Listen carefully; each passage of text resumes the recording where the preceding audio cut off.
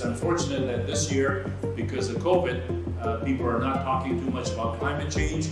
They're not talking too much about biodiversity, when in fact, most people in 2019 thought that 2020 was going to be the year where these two topics. 3, 2, 1.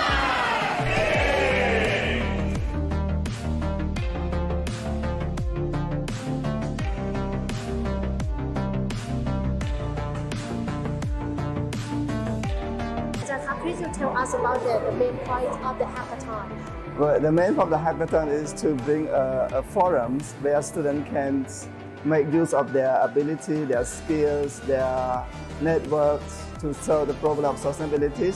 Hello everyone, we are from We are from Mahidol University from a faculty of ICT. We joined this hackathon because we recognize the problem of transportation that is happening inside Thailand.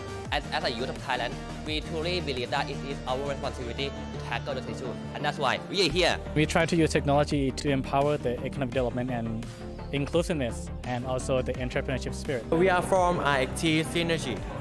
So today we're here to join the Hackathon 2020 and we're interested in this event because, well, it looks interesting, right? And we think that we're gonna get a lot of connections. We were thinking along the lines of something addressing the government COVID policies. And we have to develop our economic system, social system, and our technological system within the realm of nature. So that kind of information, that kind of awareness we have created. So I think with that, I'd like to welcome again to this Sustainability Hackathon, and I hope that you will bring very interesting idea in order to hack. We will release a challenge. So the challenge for now is one of the best secrets on that planet. Only 2 people know it. Our president, Eden Boon, and Nophea. So if the challenge come up, I know you might be very, very tempted to think about, Google, what other people do, but you may reconsider, Think about it yourself before you look what other people do. Try to put your own thing into it, the new disruptive way. One of the things that many universities around the world are trying to do these days is to connect with the outside world more actively, and doing that, there's a two-way communication. So we learn from what the industry needs, and so the universities can develop their curriculum, their research, and their ideas to meet the demand of the industry. Well, first of all, they will realize how important sustainability is because they'll be researching this topic as they try to come up with ideas. So this is a learning experience which is extremely valuable. Secondly, they will be using their brain and exercising all their brain cells to try to figure out innovative and creative and wild solutions on how to tackle problems of dealing with sustainability. So who knows? They may come up with things that are extremely important for all the rest of us. And whether or not they do that, at least they will go through the journey of trying to find solutions to these important problems for the human race.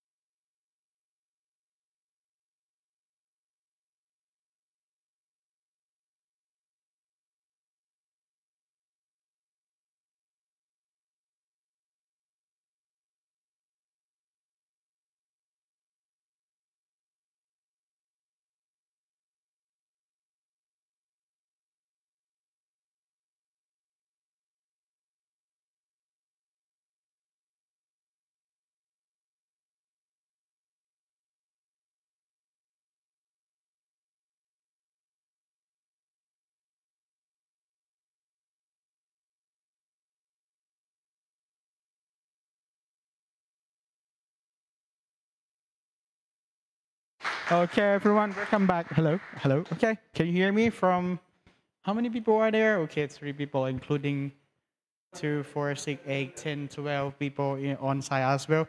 Hello, everyone. Welcome back to our afternoon session with Cultural Show. Today, we have a very special guest from the Dragonland, China. And the show today is about, it's a secret. We will have Wang Li, one of our AIT students on campus right now, who are going to give us a very cool show today. Imported directly from China, so I'm so glad to have her here today. So please welcome Wang Li.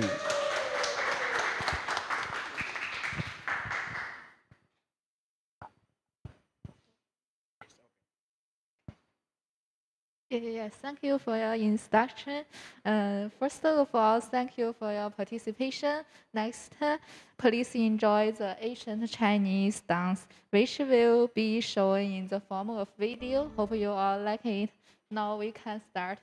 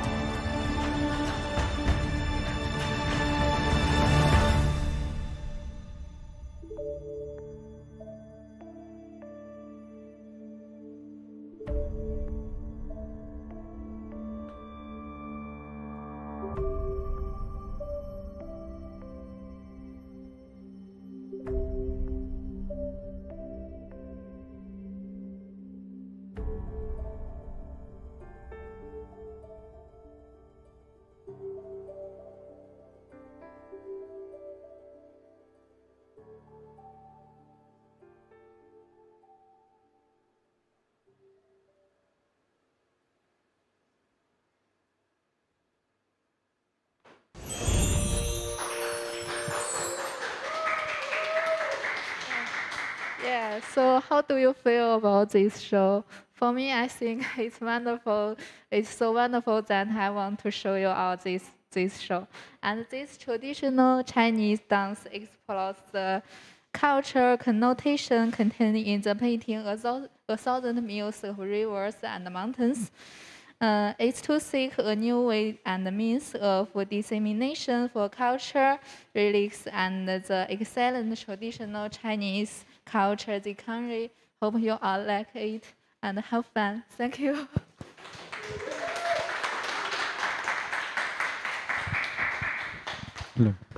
Wow, that's so wow, นะครับ That's so good, นะครับ That's so stunning. Thank you very much, Wang Li, for a very illustration of the good show. So right now we are moving on to where the question, right? The question is where we are moving to. I'm very excited to see what we are going to. Next is the pitch deck submission and arrival of juries. So right now you have roughly an hour to finish your presentation, a pitching presentation, and then submit it to the organizer by 2 o'clock. นะครับ So I would recommend you maybe to wrap everything up, make sure everything is correct and in order, and have food to other people to see it, and then we can start the next session afterward, which is like providing the presentation, and the judger will give like the feedback and their score based on the Likert scale. So next, I'm going to return the floor to the organizer, and the silence here will be back again for an hour. Thank you very much, everyone. See you in an hour.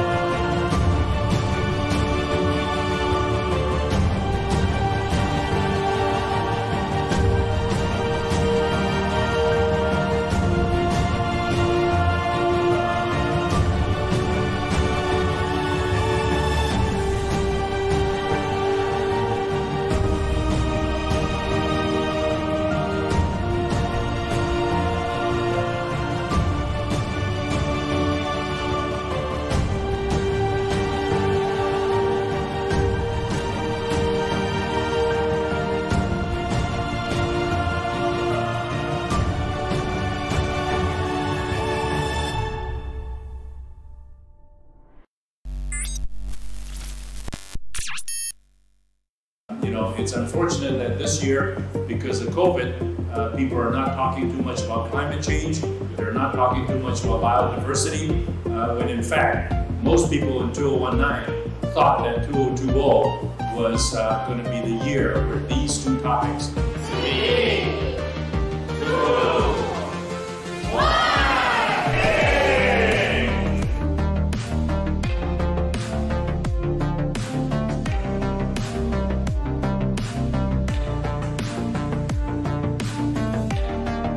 Please tell us about the main point of the hackathon. Well, the main point of the hackathon is to bring a forums where students can make use of their ability, their skills, their networks to solve the problem of sustainability. Hello everyone, we are from We are from Maillart University from a faculty of ICT. We joined this hackathon because we could recognize the problem of transportation that is happening inside Thailand. As a youth of Thailand, we truly believe that it is our responsibility to tackle this issue, and that's why we are here. We try to use technology to empower the economic development and inclusiveness, and also the entrepreneurship spirit. We are from hACKT Synergy.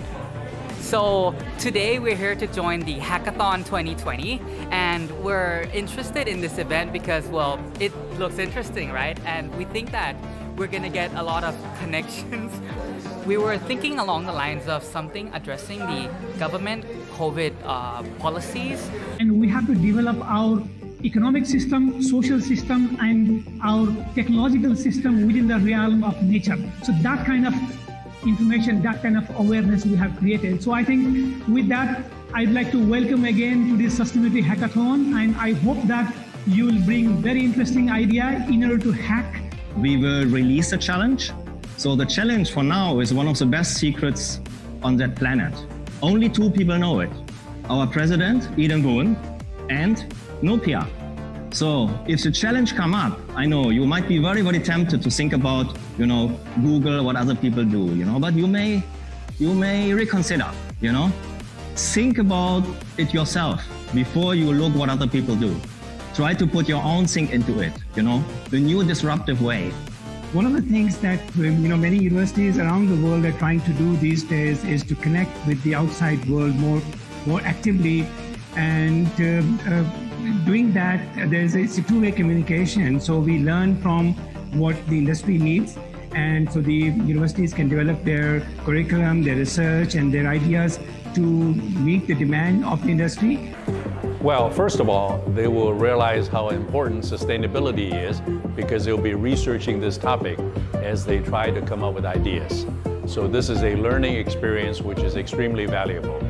Secondly, they will be using their brain and exercising all their brain cells to try to figure out innovative and creative and wild solutions on how to tackle problems of dealing with sustainability. So who knows? They may come up with things that are extremely important for all the rest of us.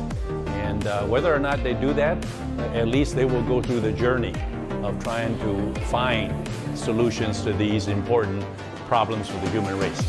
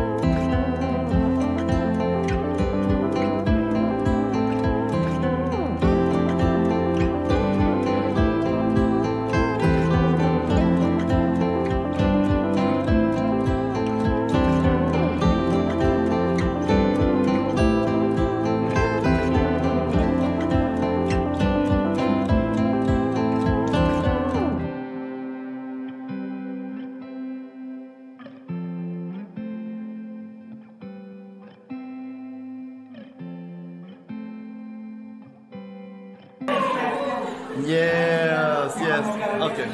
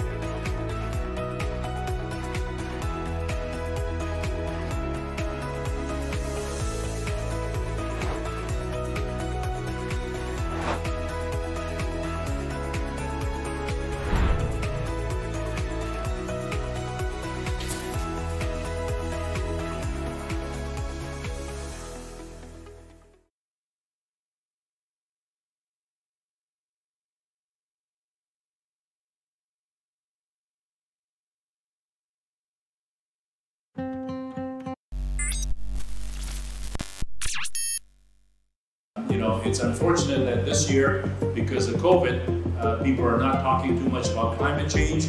They're not talking too much about biodiversity, when in fact, most people in 2019 thought that 2020 was going to be the year where these two topics. 3, 2, 1.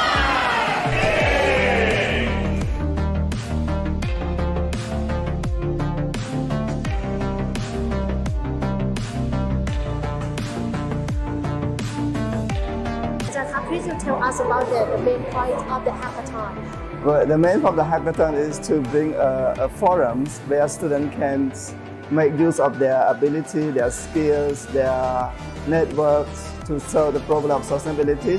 Hello everyone, we are from We are from Maillart University from a faculty of ICT. We joined this hackathon because we recognize the problem of transportation that is happening inside Thailand. As a youth of Thailand, we truly believe that it is our responsibility to tackle this issue, and that's why we are here. We try to use technology to empower the economic development and inclusiveness, and also the entrepreneurship spirit. We are from hACKT Synergy. So today we're here to join the Hackathon 2020, and we're interested in this event because, well, it looks interesting, right? And we think that we're gonna get a lot of connections. We were thinking along the lines of something addressing the government COVID policies. And we have to develop our economic system, social system, and our technological system within the realm of nature. So that kind of information, that kind of awareness we have created. So I think with that, I'd like to welcome again to this sustainability hackathon, and I hope that you will bring very interesting idea in order to hack. We will release a challenge. So the challenge for now is one of the best secrets on that planet. Only 2 people know it. Our president, and Nophea. So if the challenge come up, I know you might be very, very tempted to think about, Google what other people do, but you may reconsider, Think about it yourself before you look what other people do. Try to put your own thing into it, the new disruptive way. One of the things that many universities around the world are trying to do these days is to connect with the outside world more actively, and doing that, there's a two-way communication. So we learn from what the industry needs, and so the universities can develop their curriculum, their research, and their ideas to meet the demand of the industry. Well, first of all, they will realize how important sustainability is because they'll be researching this topic as they try to come up with ideas. So this is a learning experience which is extremely valuable. Secondly, they will be using their brain and exercising all their brain cells to try to figure out innovative and creative and wild solutions on how to tackle problems of dealing with sustainability. So who knows? They may come up with things that are extremely important for all the rest of us. And whether or not they do that, at least they will go through the journey of trying to find solutions to these important problems for the human race.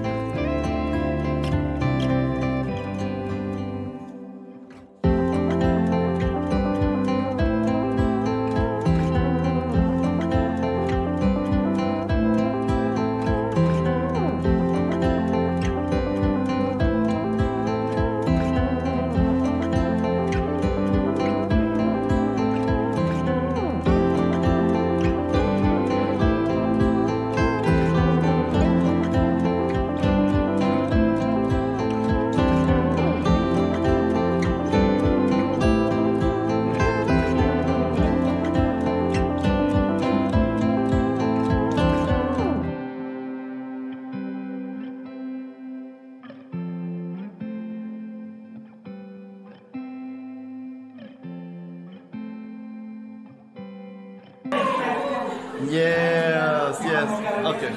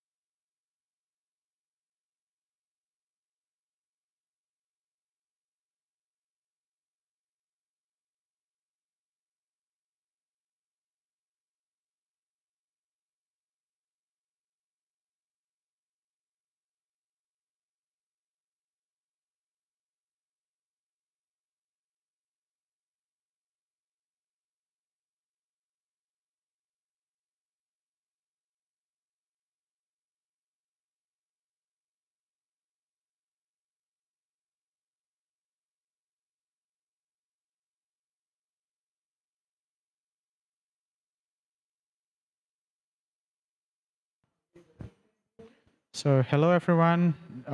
Good afternoon to people online. Could you hear me clearly?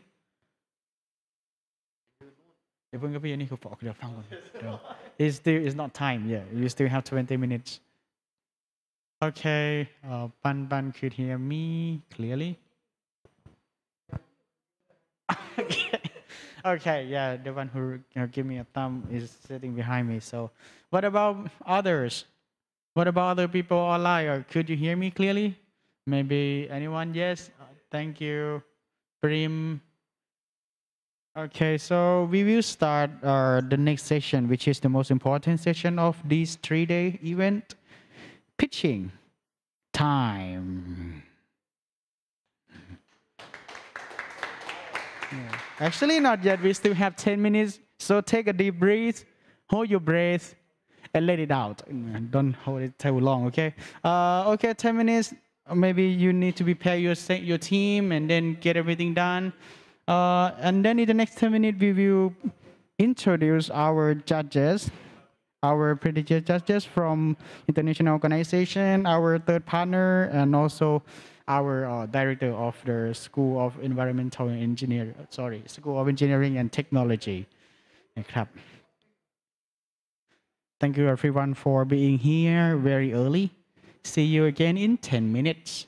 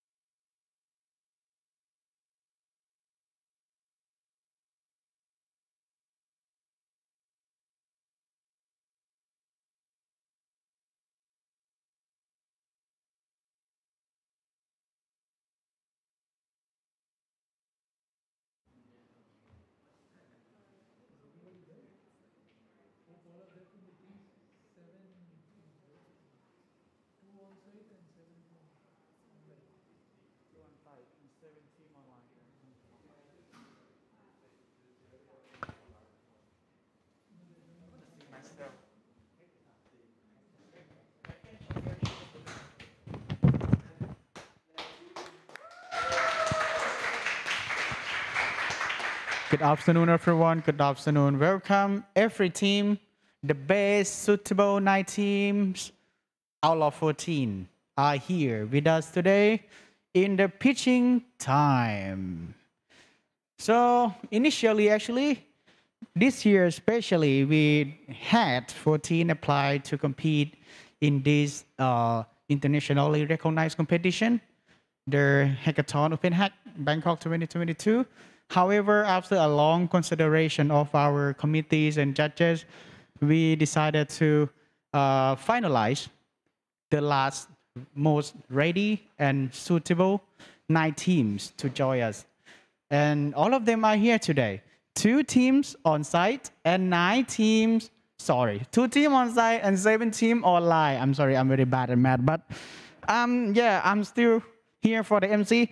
So today we have our list of judges with us, 5 prestigious judges. The first one is Dr. Thomas Maillart from the University of Geneva. And we have Ms. Stephanie Chua from the University of Geneva as well. And we also have Dr. Mustach Memon from UNEP and Dr. Nantanud Suwannavut from Thailand Association of the Blind and the World Blind Union. Last but not least, we have Director of our Entrepreneurship Center and also the Dean of School of Engineering and Technology, Professor Dieter Trau. Please welcome. I would like you to give a big applause. Thank you so much. Thank you so much. So before getting into our pitching time, I would like to give the floor to our judges here to maybe introduce yourself, give us, we would like to have you for a minute to talk about a little bit about yourself. What are you here and what kind of excitement are you looking for in this competition? Maybe I would like to start off with Dr. Thomas Maillart. Welcome, Dr. Thomas Maillart.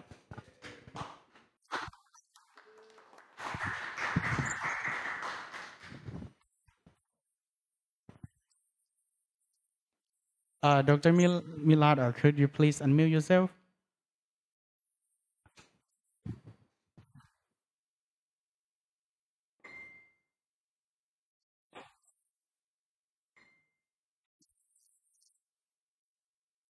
Okay, maybe we have some technical issues on site right here. Maybe give us a couple minutes.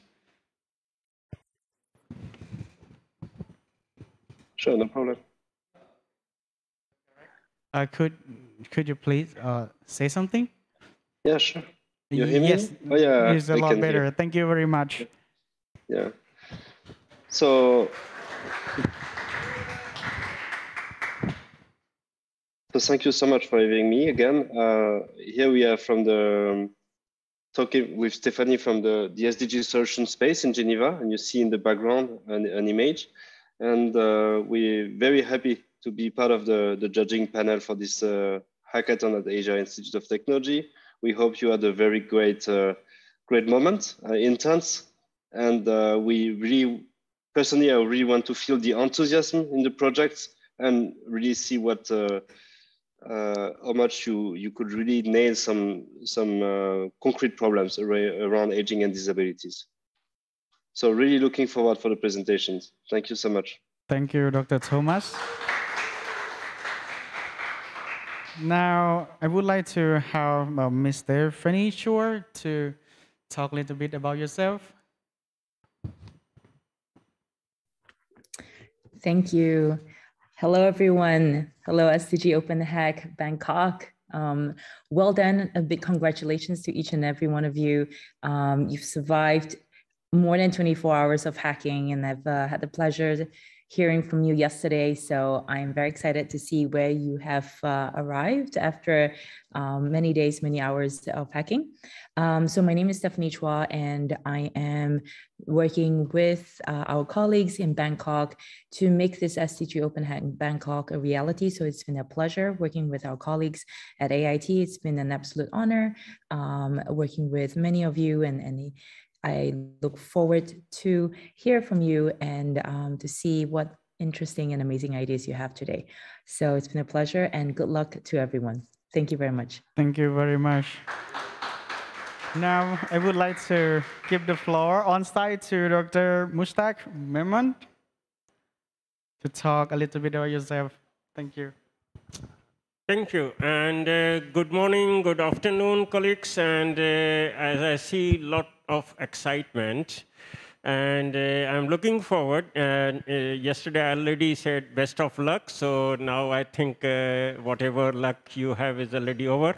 You have submitted, so now it's in someone else's hands, the luck. So let's see how it comes through. So stay tuned, and I hope you will enjoy this last session as well. Thank you. Thank you very much, Dr. Mushtaq Memon. Now, it's my honor to welcome Dr. Nantanut Suwarnawut, the president from Thailand Association of the Blind, and from the World Blind Union. Hi, everyone. I'm very honored to be with all of you today. And my name is Nantanut. I work at as part of the committee member of the Thailand Association of the Blind, and I'm the sub-regional chair of the World Blind Union and Asia Pacific. And I'm very excited to be with you, and very congratulations to all of you to be here, and I'm looking forward for all of your presentations, and good luck. Thank you. Thank you very much, Dr. Nantanut Suwarnawut, for your introduction. So now I would like to welcome Professor De Trau, the Director of Entrepreneurship Center and the Dean of School of Engineering and Technology. Yeah, good day, everybody. And good morning, Europe, and good afternoon, Asia. So my name is Dieter, and yeah, it was already mentioned, I'm a professor at AIT, and I'm also the director of our entrepreneurship center. And so I'm very excited to look forward, to the outcome of this hack, and to see some new exciting ideas and concepts. And I want to thank the organization team. And I want to thank all the participants, to participate in this event. Thank you. So thank you very much. So I think our committee behind me is ready to spin the wheel of fortune to tell what team is going to give the presentation first for today. Is it going to be online or on site? We don't know, but every 9 team will be presented today, surely. Are you ready? Yes. Okay. We are ready. Participants are ready here. Right now we are waiting for the committee. Anyway, so how do you feel today? Like we have in the next 5 minutes, all of you here going to be on the screen presenting your hard work. Like in the last 3 days. This is going to be very challenging and fun. Me myself also got a chance to join this competition a couple of years ago, and it was my first time being here as well. And now I joined the AIT as I joined this competition as a MC and the organizers. It's my honor very much.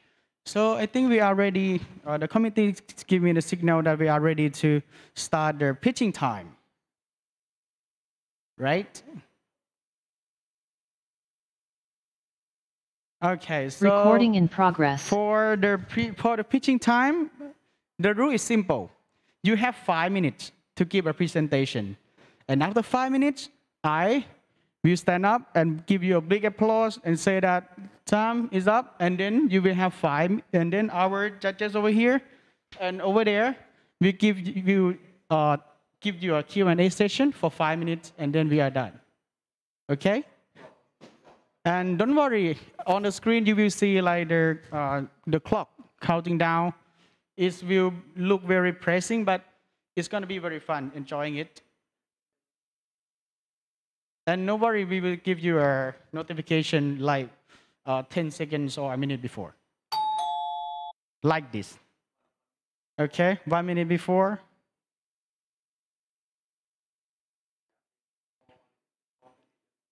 Okay, we have a question from our on-site committees right here. We would like to confirm if all judges have the evaluation form with you right now. Do you have evaluation form with you right now? Okay. 1, 2, 3. Thank you very much, all of you. Okay, so now we are ready to go.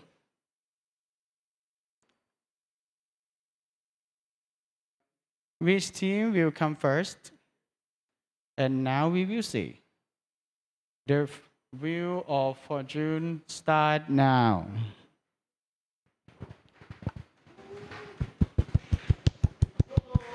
And the first team will give a presentation is banananadudes.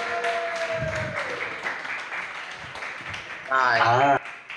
Again, you have 5 minutes for the presentation and 5 minutes for the Q&A. Let us know when you are ready. The floor is yours. Hi, everybody. Good afternoon, all the committees and all the participants on site over there in AIT, sorry. Okay, banana dudes. Yeah, maybe you could give out a signal first if you are ready, so we can start the time. Okay, can I have 10 seconds? Yes, of course. I give you 1 minute. Thank you.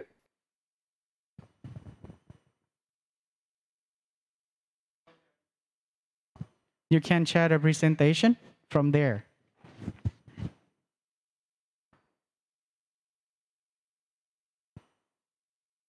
Okay, now could you see my screen? Yes, let us know when you are ready to present.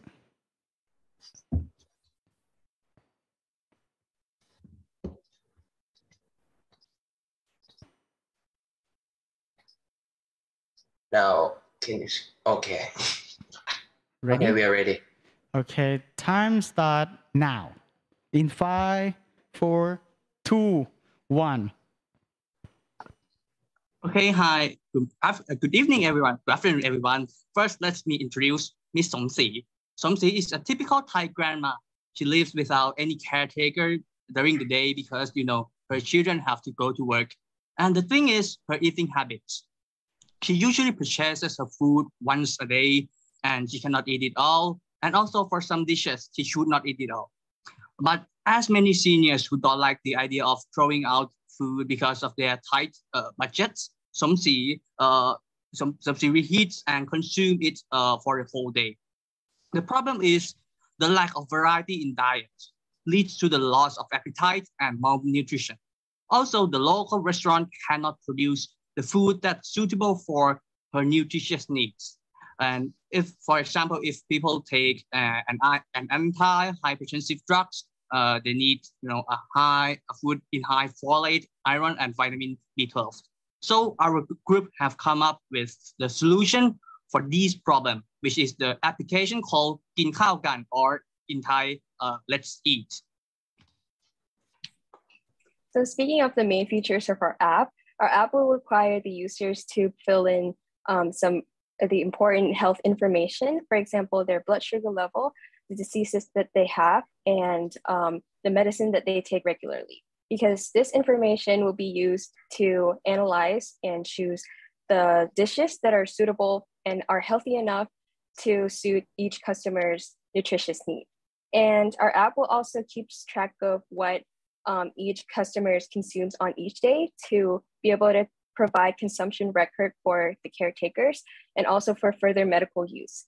And we also offer options for smaller portions of food since according to some medical research, the elderly tend to eat less as they grow older. So this will help prevent food waste and also the elderly's consumption of leftover food, which is reported to be unhealthy for their body. And more importantly, we also provide community-based service where the stakeholders are the people in the same community, including the elderly, the delivery men, and also the local restaurants in the area. And next is the ordering system. So each customers have to make an order at least 1 day in advance. Otherwise, the system will automatically choose the dish for them. And on each day, there will be a delivery of 3 meals, which will be set as default. However, customers can still choose to skip the meals that they do not wish to receive. For example, if they happen to want to go out for dinner with their relatives, so they can choose to opt out for dinner for tomorrow. And also there will be no delivery fee when ordering our food because there will already be a 300 baht monthly subscription, which already includes the delivery fees and the cost of other services in our application. So let's say the doctor allows Somsi to consume 1,200 calories per day. And those information we shows on the profile page. Plus the meal that Somsi would be able to order is going to correspond to that. We have design thinking for the elderly users in mind. The buttons are big and the text are clear. If the elderly have question or problem with the app, they will be able to call the operator and let them help getting through. So for the delivery system, we are planning for recruiting the elderly in the community as the first priority, and the second priority would be the people in their community. So for the restaurant system, we are going to partner with the local in-community restaurant and give them training and quality control and healthy cooking. Now coming up to the last part, which is our financial analysis. As you can see on the right side, the 4 green bullets, that's all the components that construct the graph on the left, which is our cost and revenue line. And we anticipate that we'll break even in the 13th month. Now for the implementation on the first phase, we'll develop a pilot project and execute in the Muang Thong 4 village, which is in the Prawet district in Thailand. And after that, in the expansion phase, we'll implement this campaign, our campaign, into 5 more communities in Thailand annually. And we will also implement the incentive scheme for the riders to be applied. Now for the last phase, the further development, we'll train the driver. And our KPI is, we expect that we'll have 2,000 customers over the course of 2 years. Thank you very much. Thank you very much. Banana Dude, you did a very good job. Thank you very much. So now, yeah, a big applause to the first team. So now we are moving on to the Q&A session. So judges, you have 5 minutes. Are you ready? I'll ask a quick question if that's okay, MC. Yes, start now. Okay. I don't have to take the whole 5 minutes. So if anyone else has a question, please feel free. If I understood it correctly, so it's like a platform that allows restaurants to provide this service. So the innovation here is to say that your application allows the evaluation of the nutrition of the food and to deliver the food to the elderly, right? I mean, because I'm trying to understand what's the difference with like the normal like Grab food or Uber Eats, you know? It's not like Grab food. It's just like when you go to hospital, when you admit to the hospital, the nurses will have you the paper to select for the food in the next day. This is the same concept, but we do it in the application with the nutritionist control the nutrition intakes for the consumers. So the elderly doesn't make the booking. It's actually with the caretaker. Oh no, so the service. The elderly make the booking, but the food within the app that will be provided by the restaurant in local area are being selected and filtered by the nutritionist already. That's it healthy. Okay, so so this service is provided to the elderly, but you have like a system in-house to evaluate the nutrition Yes. Okay, so and you say that this would be done through a nutritionist, so someone has to be there to evaluate all the food? Oh no, they'll be evaluating only at the first phase, in the initial part that we develop the app. And after that, we can use the outsourced services if we need to, because we will provide the quality checking every month. Okay, and so maybe two quick questions. One is that what is the cell phone ownership rate of elderly people in Thailand, and how many of them actually use this? Or are you thinking more of an urban setting where the elderly in the urban setting would have a phone? And secondly, it's like, how would you scale up the evaluation of the nutrition of the food? You know, because I can imagine that you would have hundreds, if not thousands, of vendors in, let's say, Bangkok alone. So to have like nutritionists evaluate all of that seems a bit hard to scale. I'll leave it at that. Maybe other judges might have. Do you want me to answer now? Sure, go ahead. So for the first question, is that the cell phone ownership rate quite our pilot project will be in the residential area of the urban of Bangkok first, our pilot project. So that wouldn't be any problem, because the target is like lower to medium customers wealth. So they would have their cell phone, or maybe the caretakers can do the ordering part for them. And for the second, the scaling part is that we will hire some nutritionists in-house in the future if we have to scale bigger. But for the pilot project, we'll use the nutritionist only at first when we develop the application. And after that, for the monthly quality control, we will hire the outsourced services of nutritionists. So we pay only one time every month. Thank you. I think Dr. Nan has a question too. Yes, thank you. May I ask if the system provides the recorded or the menu in advance that the customers can choose, and how many days that they have to book in advance?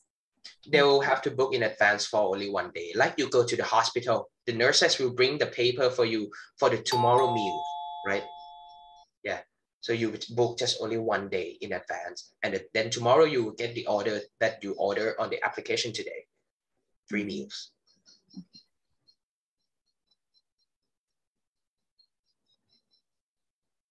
We have 40 seconds left. Any more questions? Yeah, a quick question. Did you consider using sort of machine learning to try to optimize the way you would match nutrition needs and actually food delivery or something like that? To be honest, we haven't think about that, but we can put it in our further development, because that will be very useful using machine learning in our application. Yeah. Thank you. 10 seconds. Thank you.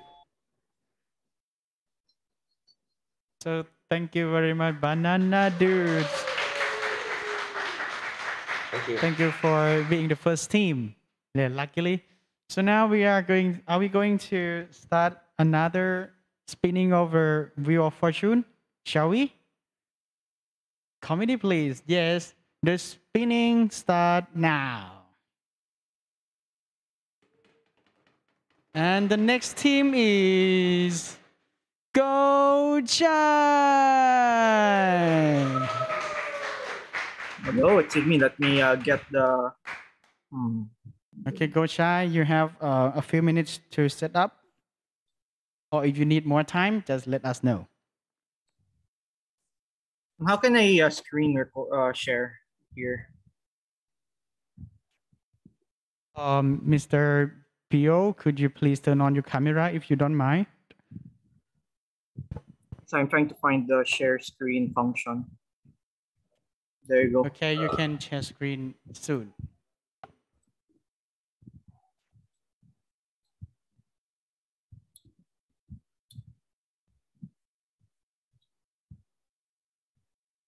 Okay, present. We can see your screen now. Let us know if you are ready. Are you ready? Yes, I am ready. Okay, we will start in 5 seconds. 5, 4, 3, 2, 1.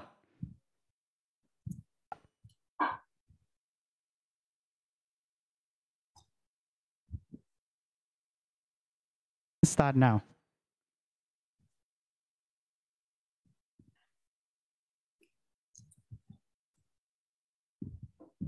Or like Does the audio work? Yes. You can start now. Okay. Shall we go back to starting time again? Can we go back to the beginning? Let us know when you are ready. Okay. Can we go back? Yes, I'm ready. Okay. 5 minutes. Okay. Can we go back to 5 minutes? Oh, you need to share sound with us too. You only share the screen with us. No audio? No audio. Could you please share the audio with us? I think we can hear you from on-site, but online, they said you hasn't shared the audio.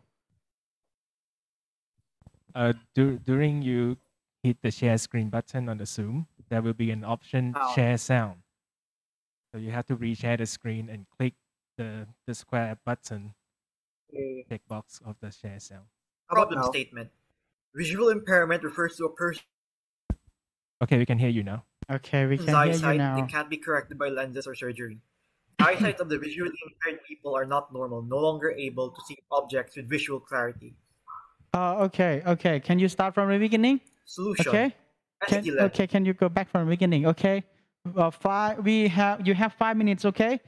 5 minutes. Yes. Start in 3, 2, 1, go. Good afternoon. My name is Pio Sanchez from Team Goldshire, presenting to you SD Lens, an application solution for the visually impaired. Problem statement. Visual impairment refers to a person's eyesight that can't be corrected by lenses or surgery. The eyesight of the visually impaired people are not normal, no longer able to see objects with visual clarity. Solution. SD Lens. SD Lens, short for Social Development Lens, is an application designed to be used by the visually impaired. It has 3 functions: injury detection, object detection, and a text reader. Benefits. It's cheap, portable, scalable, and efficient. For our application, we focused on SDG 3, good health and well-being, SDG 4, quality education, and SDG 10, reduce inequalities.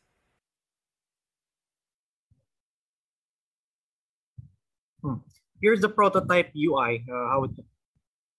Here are images of our application. Prototype disclaimer. Before showing the prototype app demo, we are unable to connect the API to the app. However, both of it works.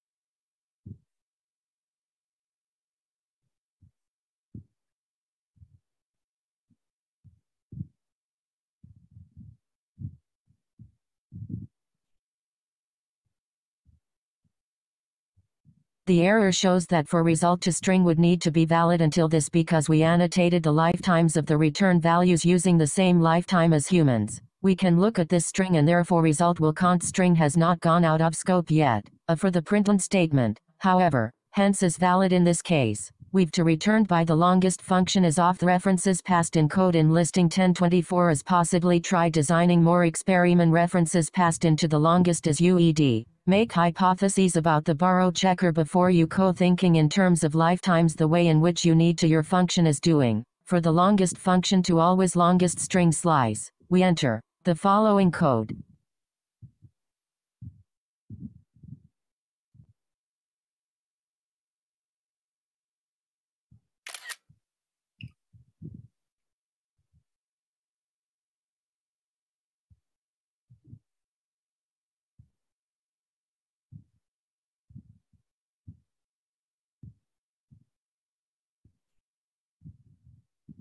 Chair book chair. Business model, freemium. Free users will have a daily cap of 30 for the amount of instances that they will use for injury detection, object detection, or the text reader. Once the limit is reached, the app will lock and request the user to pay to continue using the app. The cost of premium. The cost of a web server hosting the API is about $250 USD. So we will have a premium version which costs $7.5 USD per month. This means to break even, we need 1,867 premium users. So depending on the amount of regular users and the amount of time they use the feature, we can increase the daily limit and decrease the premium price. Scalability. The application is scalable. All the processing is done by the server. The device sends pictures to the server, then the server returns with an output to the device. Our application is limited by how much the server can handle user data. Here's the team. Enzo Panaligan, Hans Sorongon, and I, Pio Sanchez. That is the presentation. Thank you, Miss. Ma'am. Oh, thank you very much. Your presentation get it done a minute earlier. That's very good number. So now we have, let's say, 5 minutes and 40 seconds for the Q&A.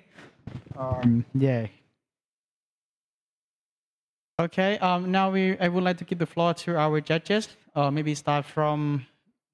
Okay, Professor Trout, have a question. Yeah, thank you. So I understand the principal concept, but could you give a use case that is very strong and provides a lot of value for this potential user? Give us one very concrete use case. I will delegate that to my teammates that was in charge in the creation of this application, sir. Hans and Zoe there. Hello. Can you hear me? Hello? Yes, we can hear you. Okay. Oh wait, my camera isn't working. Can you see me? No. Oh, but we can hear you clearly. Okay. So a use case that we thought of, for example, the text reader is, what if a visually impaired person would like to learn something from a book? They would have a really hard time, or what if they also don't know Braille? So what we thought of is that the image, the text reader will take the image and then use text to speech to read it back to the user. So yeah. If the user has lost his glasses or mobile phone in the room, can your system identify the object and find it? Yes. Our object detection.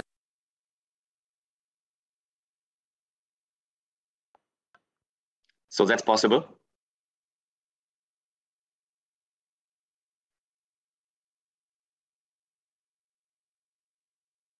I think he lost connection. I'll just take over.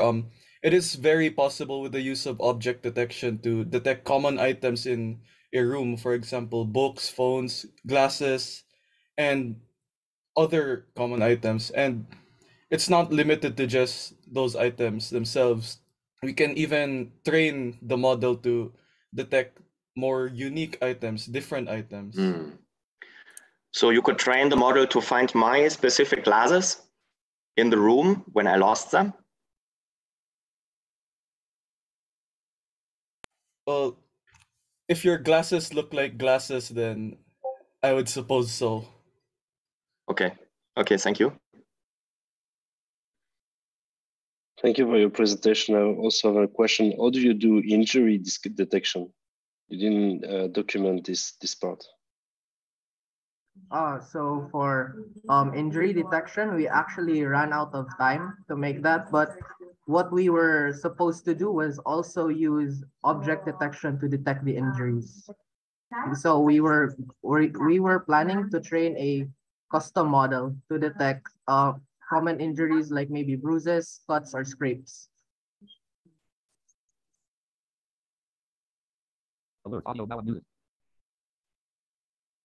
Okay, I have a question because this is not my first time to see such an applications. May I ask which API do you use? I believe like Google also provides such an API, or other like even the Microsoft as well.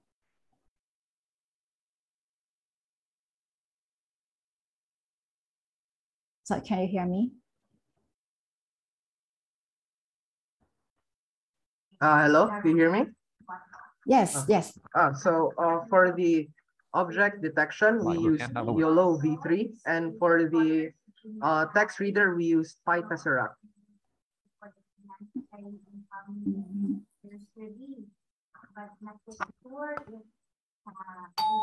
1 minute remaining.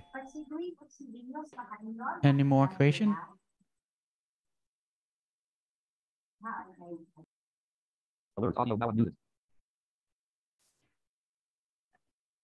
So how many languages this can be read? For now, hACKT, from my knowledge, can only do English. But if we are gonna scale up, we are planning to create a custom OCR model, and so we can do more than one language. Okay, thank you.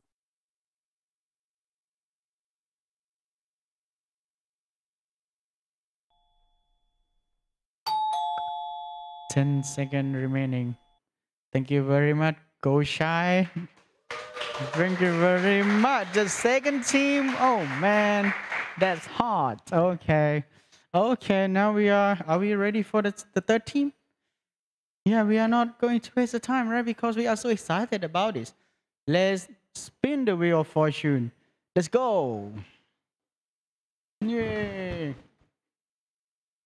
The next team is Rose and Navy.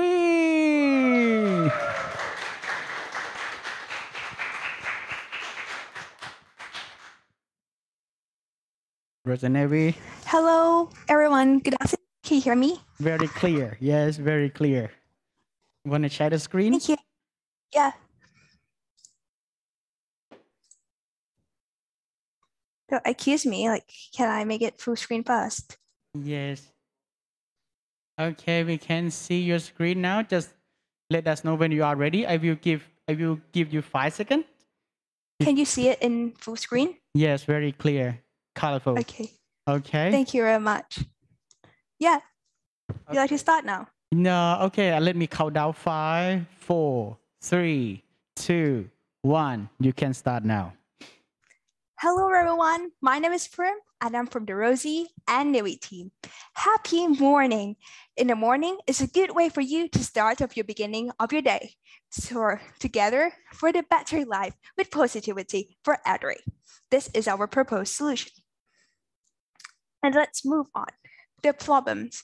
Every elder wants something motivational, inspirational, and greeting messages to move up their days, because we don't want anything like depression, dementia, and Alzheimer for them to happen. So we would like to have something greeting motivational. Have you ever seen some motivational messages like this? Like that thing that they text to you? Well, it is because they love and they care for us. Let's begin then. What are we trying to achieve?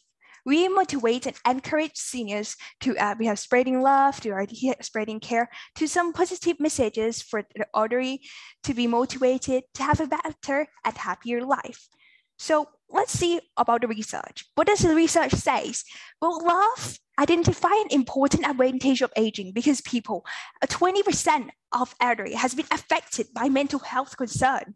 So we would like to have some love, some care, some happiness, that they would like them to have a better and better life. And positive messages have proved to be a very good motivational and cognitive memory and physical activity for their elderly, and also leading to exercise. They will have more exercise and they can work more and more to have a better key successes and a happier, healthier, lifelong life. And the goal, simply put, we aspire for the better life, elderly, motivational, encouragement, care, love, and positivity. And later on, and our sustainable development goal is SDG 3, as that we would like to have a better health and care. SDG 10, it reduces inequality and partnering for all the goals. Later on, we will also promote SDG 1 for 8, 9, and 16, because we are bettering the life of everyone in the community and the society as a whole, and also everyone else. This means that this is our application. Dr. Bird, Dr. Bird is a trusted chatbot for you. It will be a mental health checker for greeting messages. You know, when you're greeting us, we will say, how are you doing? Have a good day. Enjoy your day. Be a bright day ahead. And then we will motivate them, boost them up with a happiness, and we will have AI detection for depression. Well, if you have some sign of, oh, I feel a bit bad, then we will ask, like, do you need any urgent help? Then we will go ahead and help you. And also, we will use it in Line Chatbot, because Line Chatbot is an easy access for elderly, is a well-known interactive user for tired people, and also tired elderly, everyone know Line. So that is a very good thing. Our business plan is that we have a data collection from AI, so we have a book database of everything, and then we have a pro plan for our money, and we have some ads and sales. That would be a great thing, right? Then let's see about our digital solutions. Artificial intelligence has been a key in implementing products. So we will have artificial intelligence to help the elderly to do everything. And we have NLP, or natural language processing, for them for our chatbot to talk like a human, like learning. They can communicate in the way human wants. They can provide support for you. Okay, this is chatbot, a friendly user for you, an application and a website for you all.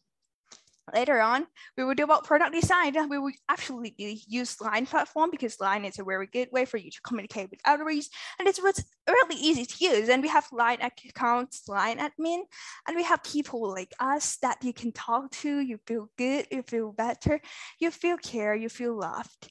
And social impact. We would like to ensure of the SDG 2030 of global agenda of leaving no one behind. No one need to left behind. And the aging society is the future of us, because some country is progressing into the aging society, and it's an important part of community. Have to take care of them to ensure a lifelong learning and ensure a lifelong health and being and a living with peace and harmony. Also promoting a good life expectancy and a healthy life expectancy to reduce the disease, and also have a good public health or improving the mental health of people. We have a better society and promotive and a supportive lifestyle for everyone to create a big social impact. And I would like to thank you very much for giving us an opportunity to speak. I would say that a small thing, but it's a really big thing. It had been an important thing that we would like to promote, and being love, being care, and we would use artificial intelligence as a key model in order to support these values of us. And then we have an AI chatbot called Dr. Bird. Thank you very much. Okay, everyone. Rosie and Nevi. Oh my God, third team is on fire. Wow. Okay. Everyone come down here. Okay. So right now we are going to, are you ready for the Q&A session? Yeah, actually, sure. Okay, sure. Are you ready, judges? Prepare for the very extreme energy from her. 5 minutes start now. Sure. I have a question. It's a very, very energetic presentation. Thank you so much. What I want to say is that actually, I mean, it's really great to think of an app and find a way to actually cheer with elderly to prevent depression, for instance. And I'm totally with you on that. But I think I would like to know exactly better how you're going to really make sure that you're really engaging in a substantive way with the elderly. So in my question, there's a bit of the answer, because in a sense, elderly, they also feel lonely and they want to actually have some conversation with other people. So do you think that maybe we could have an AI chatbot that would be capable of actually, or even online, or even talking, actually talk in a way that would bring the positiveness that you were presenting in your pitch. So the idea would be to have a conversational robot that would be actually capable of cheering up in a substantial manner, I would say.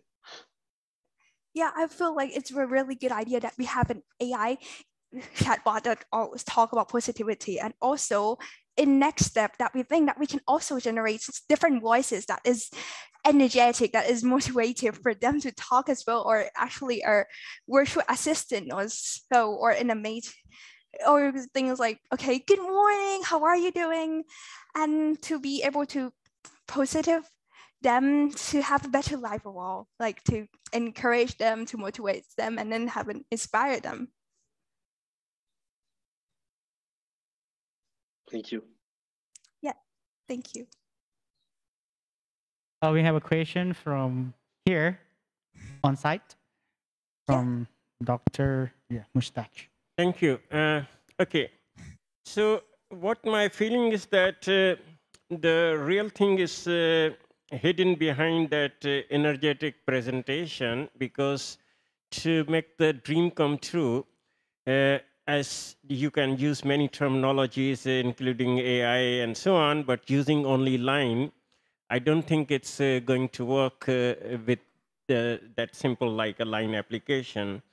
So I really want to know that how you can really make this happen, because it treats really a lot of digital technologies, AI. Number two, if it might be better to have the toys who can talk at the home using the AI and line, and who can like dance in the home and so on. So rather than as phone, it might be better to train the toys and connect them through line and so on. Over to you. Okay.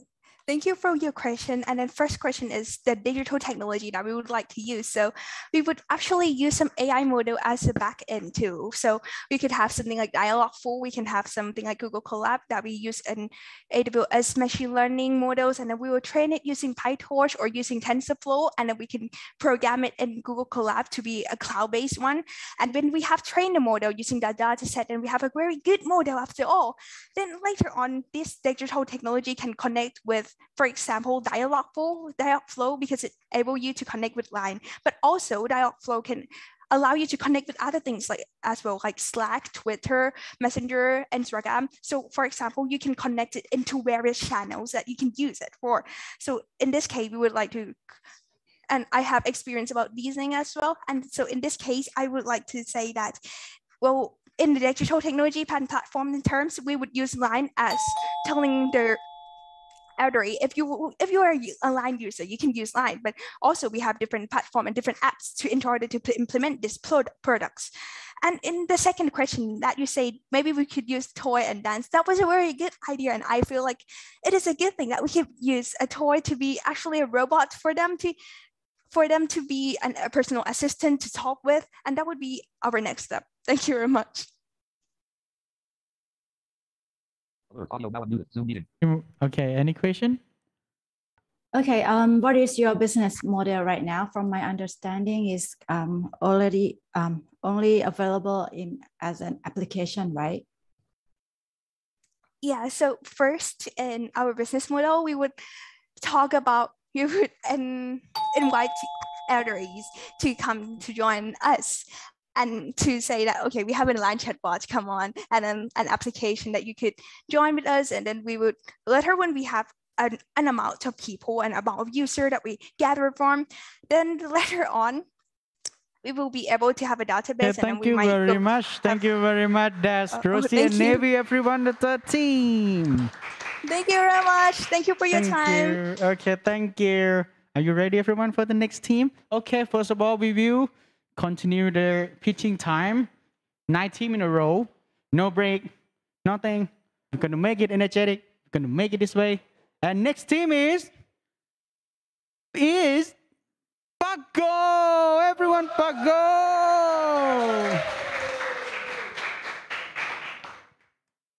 Okay, Pakko.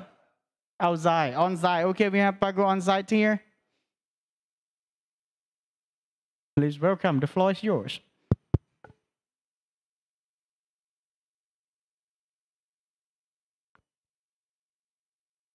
Hello.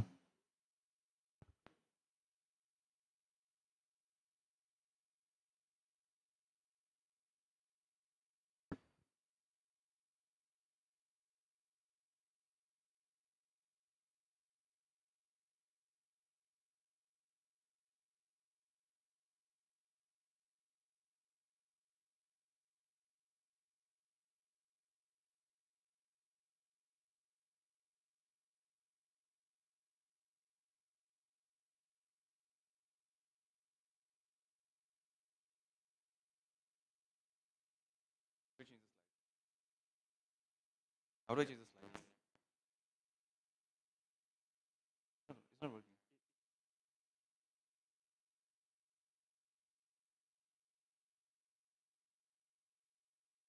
everyone?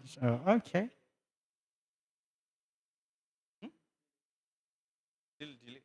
A second delay. Long delay. Okay. How it's not going back.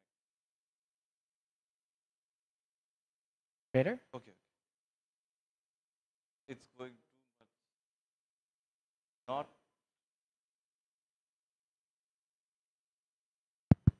Hello. Hello. Okay. You ready, Pakko? Not ready, I think. Okay, not really. Okay, I give you a couple. Yeah, this like if it was responsive. Yeah, If just. it doesn't change, then. Okay, 1, 2. Okay. Okay. Okay. Okay. A second delay. Okay, you have 5 minutes, Pakko. Ready? Okay, 5-minute presentation. Start in 5, 4, 3, 2, 1, go. So good afternoon, everyone. We are Pakko, and we are from the Pakko team. So we have designed a marketplace for elderlies to sell their products. So one of the problems we have encountered for the adults is mainly what happens when their age is like they get retired, and once they are retired, they are inactive, and once they are inactive, so they have tendency to be alone, and like their mental health tends to deteriorate, and this causes faster aging, and which the cycle repeats, and like the health just deteriorates. So in order to break this cycle, what we are trying to do is like take one of these elements and like work on it. So what we could do is we could give them a job. So like the retired phase is changed. So what job do we give? So we take an example of Champa Devi Tuladar. So she's from Kathmandu, Nepal. So what she loves to do is she's a grandmother and she loves to knit. And so like she loves to knit. So would she be willing to sell those sweaters that she has knitted? So the general answer a normal elderly would give is like they would not like to, they like to create the products, but they are hesitant to go through the hassle of actually selling it. So in comes our product Pakko. So Pakko means an experienced elderly wise person in Nepali. So what this platform is supposed to do is provide the elderly a platform to sell their products to the interested buyer. So it's just a convenient connection for the buyers to sell their, for interested buyers to buy these products from the elderlies. So the services we will provide is we would deliver the handcrafted goods to the respected buyers through various ride-sharing apps.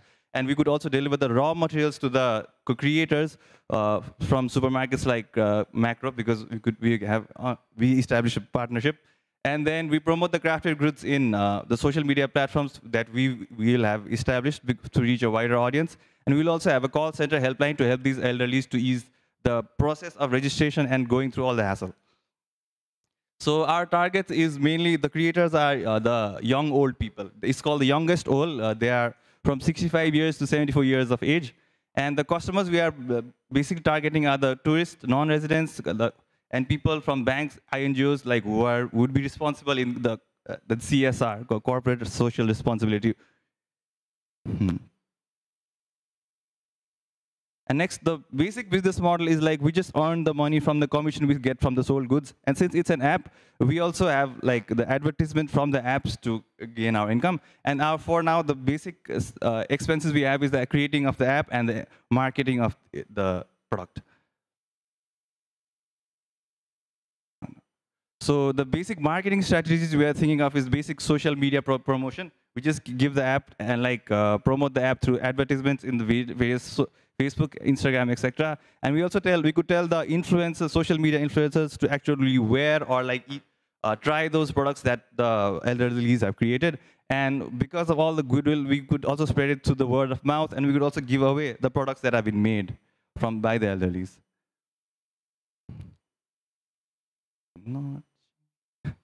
So basically, if we can scale it, like the idea is like if a product that is made by the elderlies can scale and like it sells really well, then we could turn it into a brand. We could help turn it into a brand, and also we could turn it into a training program for like where we need more people to actually create the product, so we can get the interested users to be like a trainee in the programs.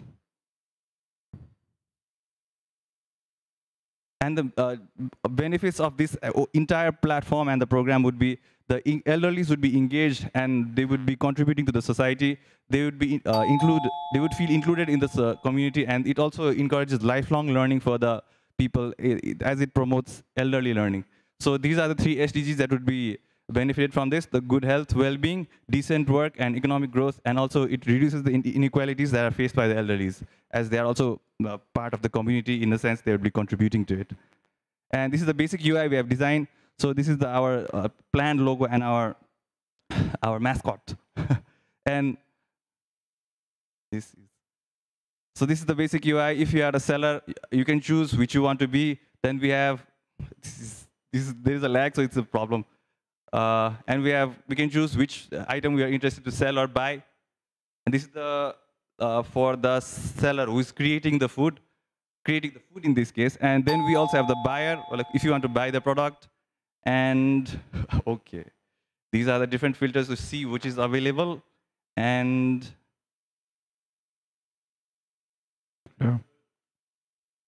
and time is up. Thank you very much, Pakko. Pakko, everyone, Pakko. Pakko is on fire. Okay, so now you have 5 minutes for the Q&A. Are you ready? Yes, so now judges, the floor is yours. 5 minutes is yours too. Let's go.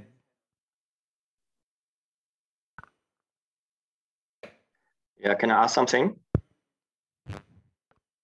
Yes, please. Yeah, so in your model, there's one limitation that I can see. You can only reach elderly that produce something. How many of the elderly really do that? And because that is actually your limitation of reach of the elderly. Can you comment on that? Yeah, that is something we also thought about, but at least we could reach someone who could create it. So like, even if we could not create, if the elderly cannot create something, it can be part of the community in the sense that they can be trainees in the programs that are organized in the actual program, those training sessions. But yeah, that would be the basic idea how we would go about it. Do you have a percentage? We don't how much? Yeah, how many of the elderly you can really reach? We don't have data on exactly how we could on this.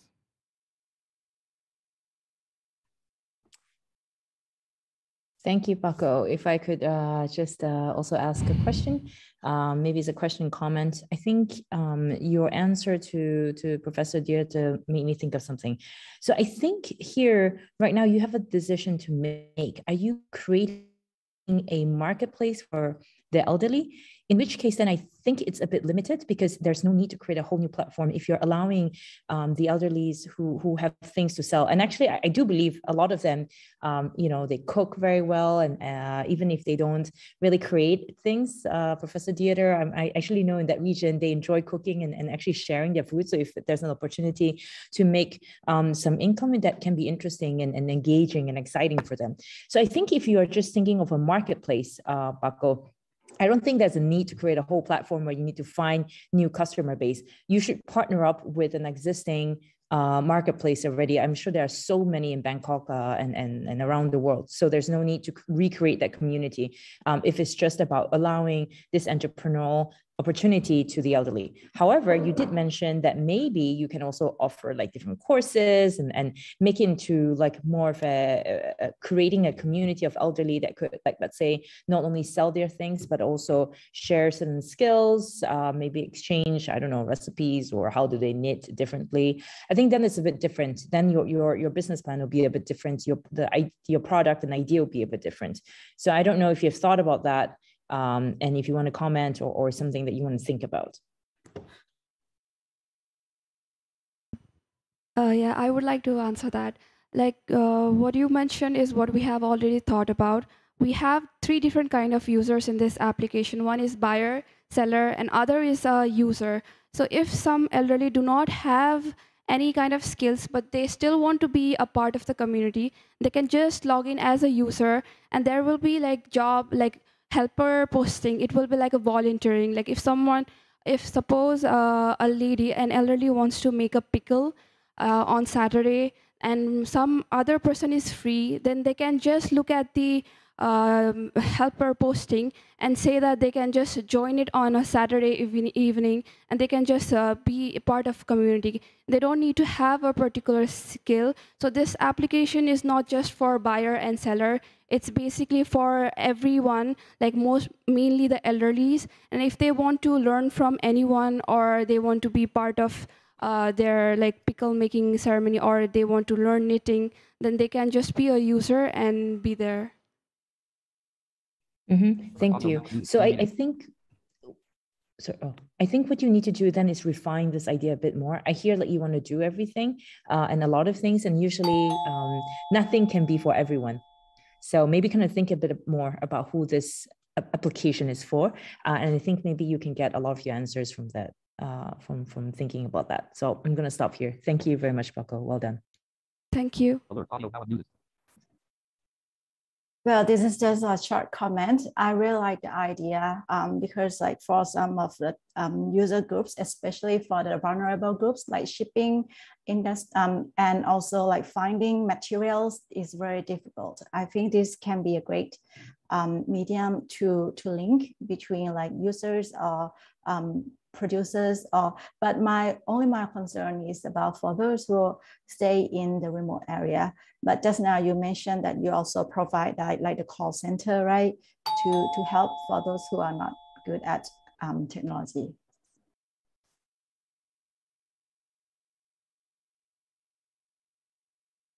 Thank you. Thank you. Thank you. Thank you very much, Pakko. Your presentation is very cool. Okay. Next group, shall we? The wheel of fortune is on the screen now. And it's spinning. The next team is GraTeMan.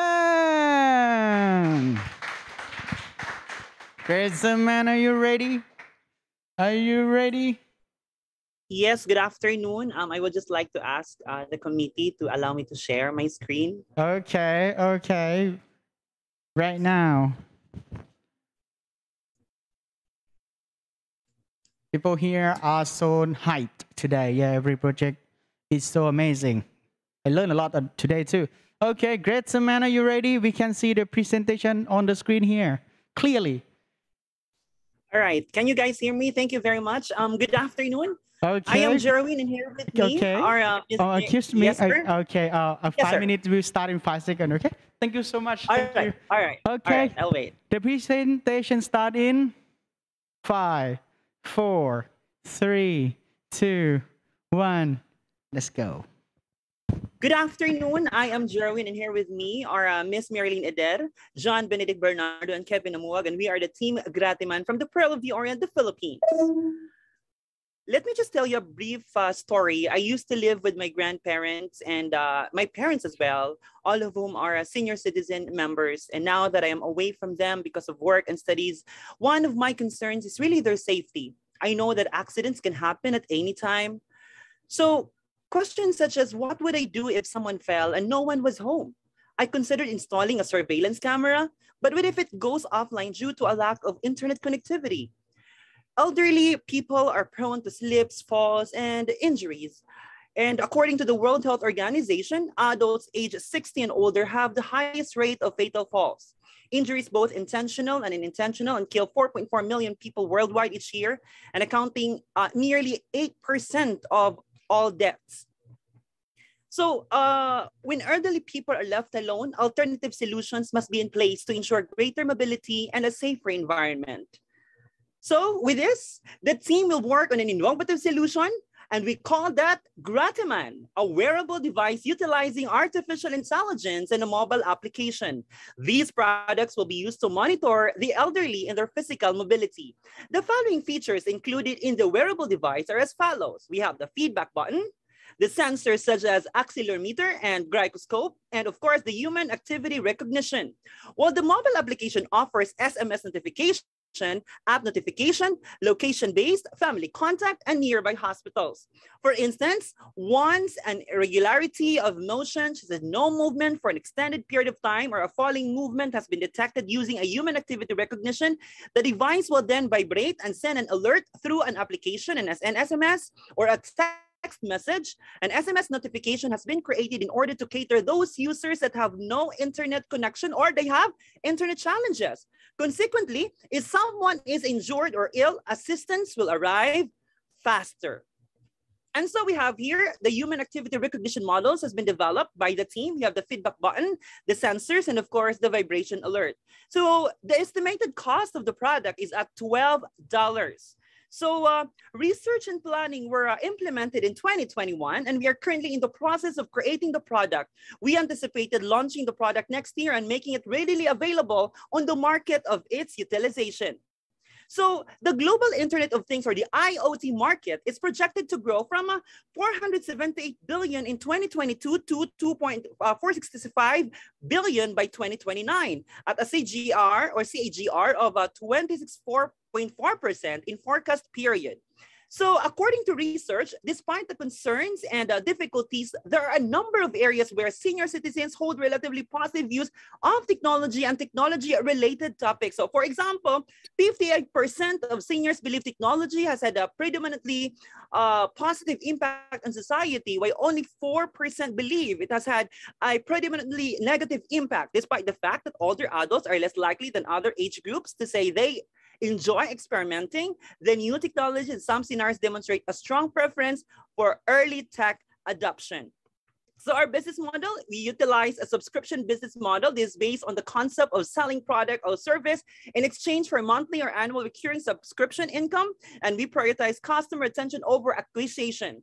The wearable device can be purchased through an online store, while the applications-based features will be accessible for free. However, additional application features are available for purchase. The team hopes to collaborate with various companies and entities to realize the project. For the wearable IoT device, the team sells the product directly to the end user.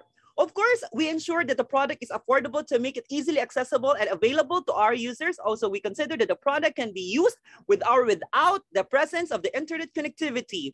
The team will continue its passion and commitment to research for new features to provide a new potential solution to maintain quality of life.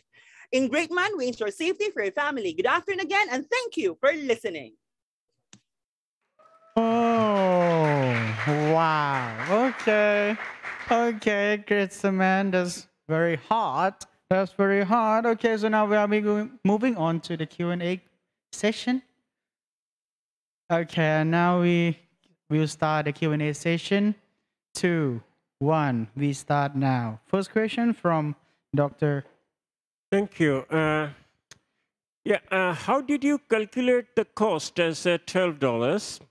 That's number one. And if it's only a wearable device like iWatch or any others, how it will get the different type of challenges like falling and so on. So unless it's connected with the CCTV in home, and again, that's cost and everything.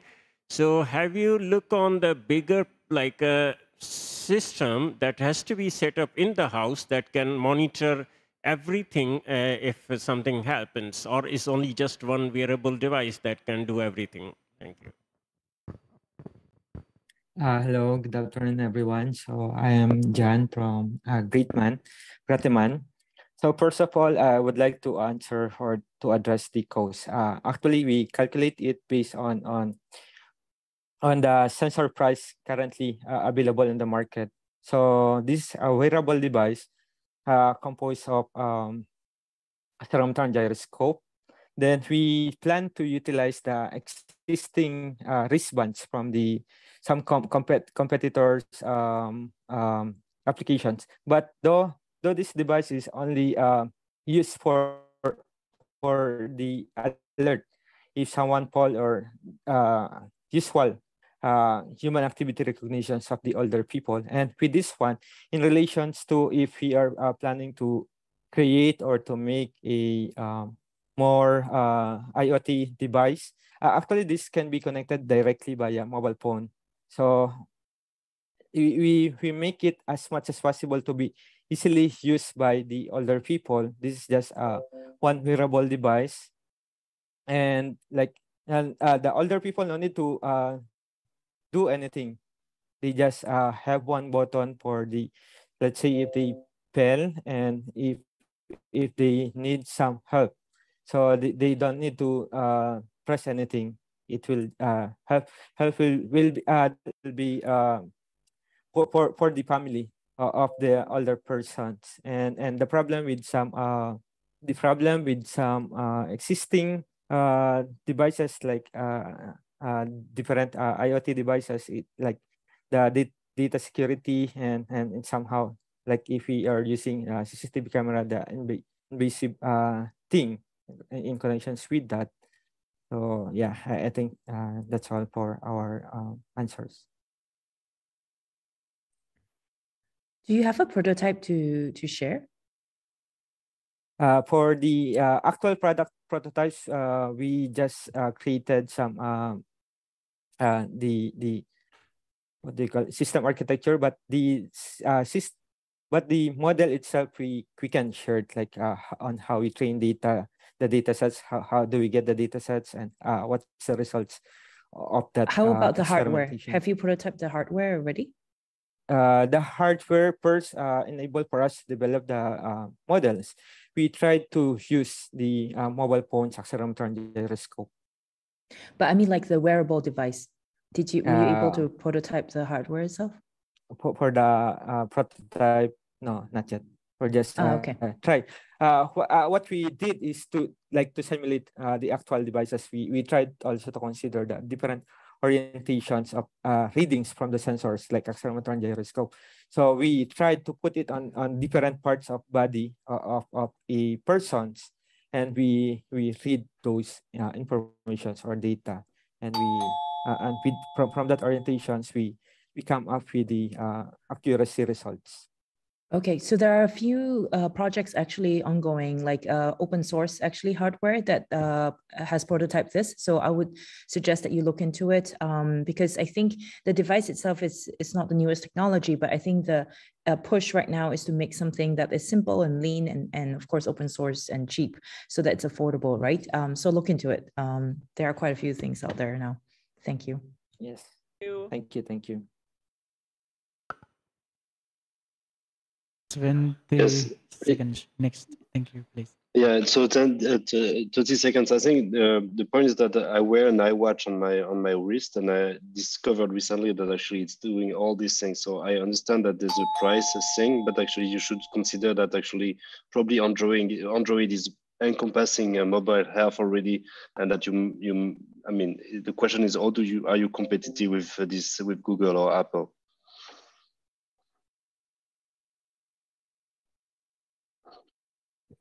Okay. I think we need to move on to another team because the Q&A session for 5 minutes is over.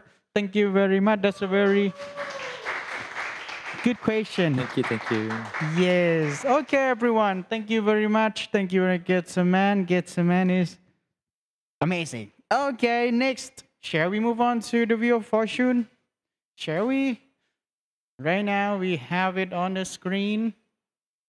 Not really, but yeah, I said that beforehand. Okay, right now we have it on the screen. Let's spin it. And the next team is lacking. Origi.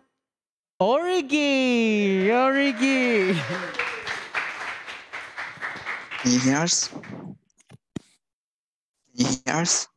Okay, Origi, are you ready? Can you hear us? Yes. Yes, very clearly on site. We are in rural area, so and I only have one device. So is it possible so I cannot open the camera while presenting? Is it okay? Yes, we are okay here. What about Judges Online? Are you okay if he turned off the camera? Yes. Yeah. Everyone is okay. You may share the screen with us. Yes. Yep. Okay, we are ready. Okay. Your presentation can start in 5 seconds. In 5, 4, 3, 2, 1. You can start now.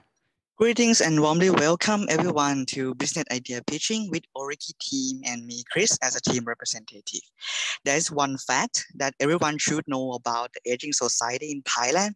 According to the Stock Exchange of Thailand, 31.3% of people who have retired, they have no savings at all.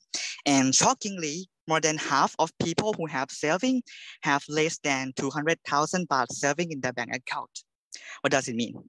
It means that if 10 people in this room retire right now, tomorrow, 3 of us will have no money to spend at all.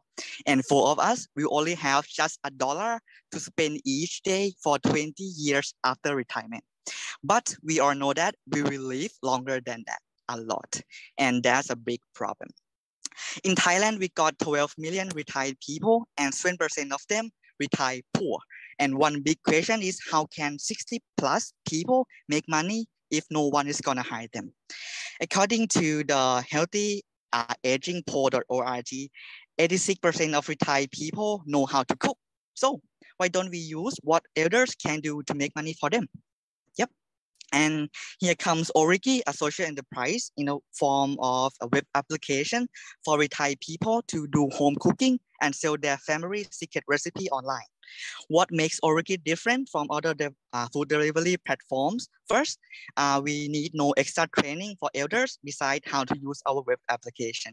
Elders just need to know how to cook their family secret recipe, and it will be their unique selling point right away. Second, elders do not need extra tools but home cooking space for them to cook. Only food delivery packages that elders need to invest on. But it's very easy and convenient to make money with Origi.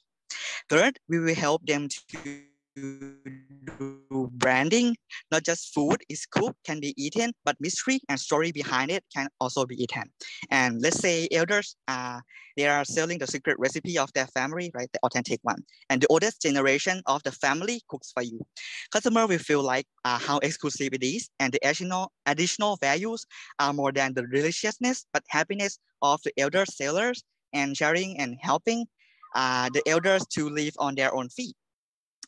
Second is, next is who's targeted as buyers of Origi.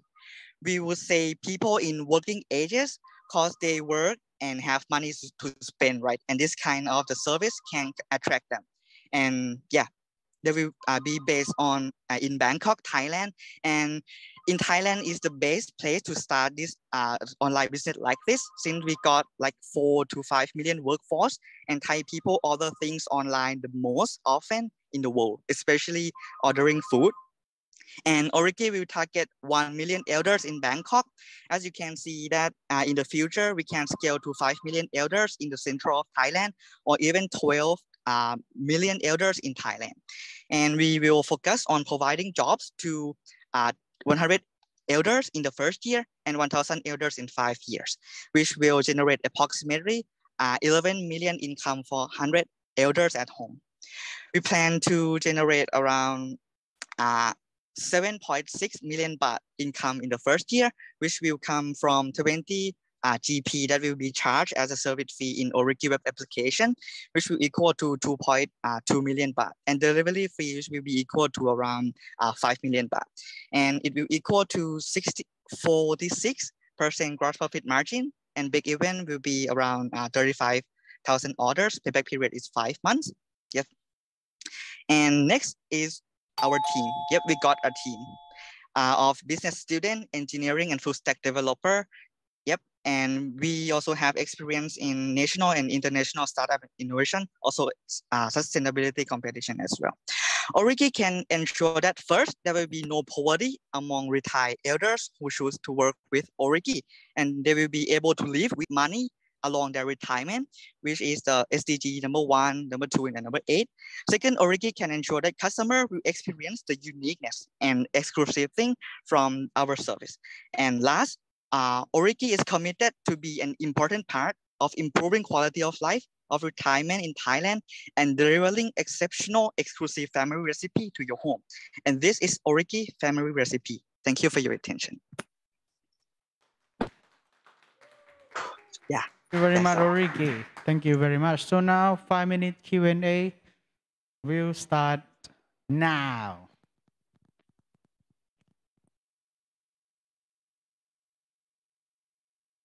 Okay, Checkers, do you have any question?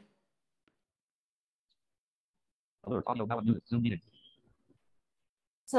since you say that now we order food a lot here in the big city, so what would you present, like what is your highlight about your product to be able to compete with other brands? The general restaurant, they already they will do branding, they will sell food that they think customer will like. But for Origi, right, we will highlight the secret recipe of family, because one family, they have the uniqueness of everything, the ingredients, the combination of everything, the recipe. Yeah, this one will be the highlight of Origi. Yeah. And the second one is not just benefit from eating delicious food, but they will also be able to help the elders who have no work. It's the additional benefit from Origi as well. Yeah. Does that answer your question? Yeah. Yes, yes, thank you. Thank you.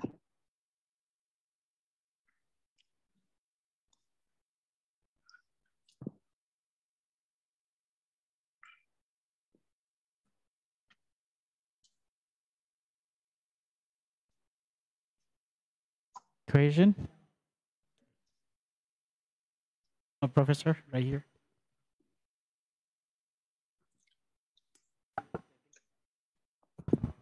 Yeah, okay. So, did you conduct any research that how your business plan will be? So research is not only about the market research, but it's also the research of whole design, implementation, and then also scalability and so on. So have you done that? Can it be more specific?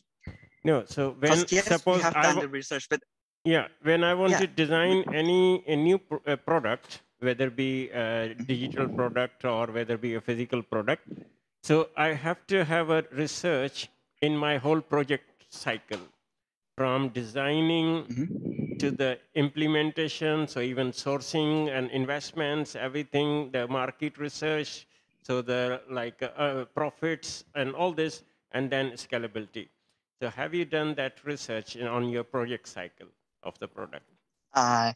Sure. To create one project, right? We have to do the research for sure. We cannot just imagine everything, the numbers and all information, right? But I'm not sure how much do you want to be more credible. I'm not sure about that because we only have 3 days, right, to do research. Yeah.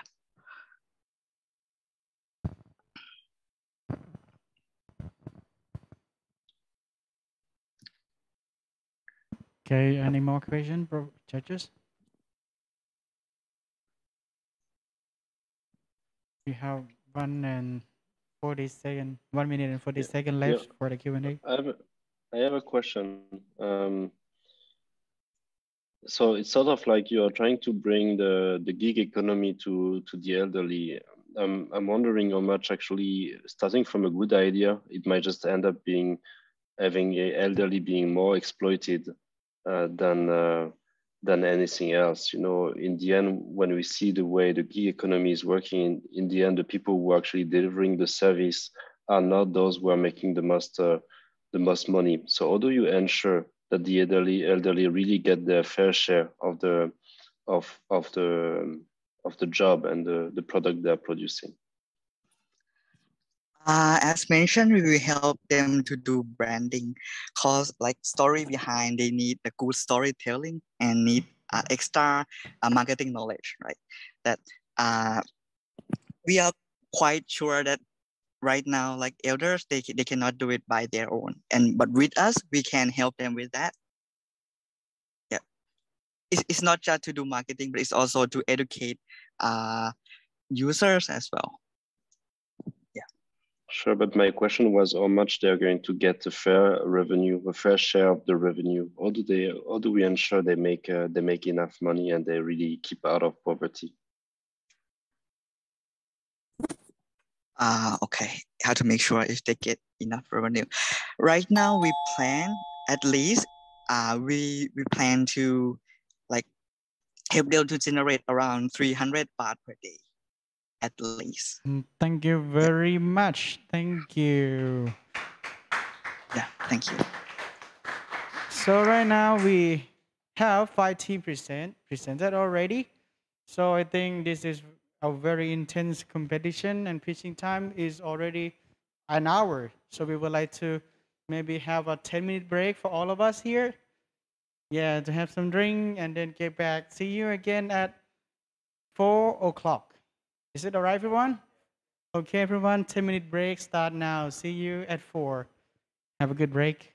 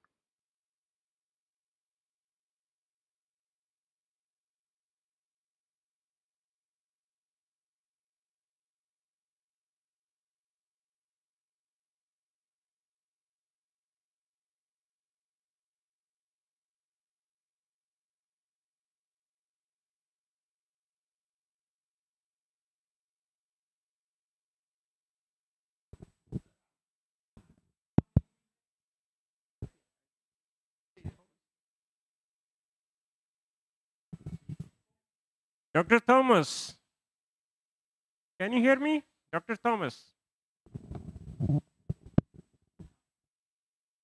Hi, Dr. Thomas.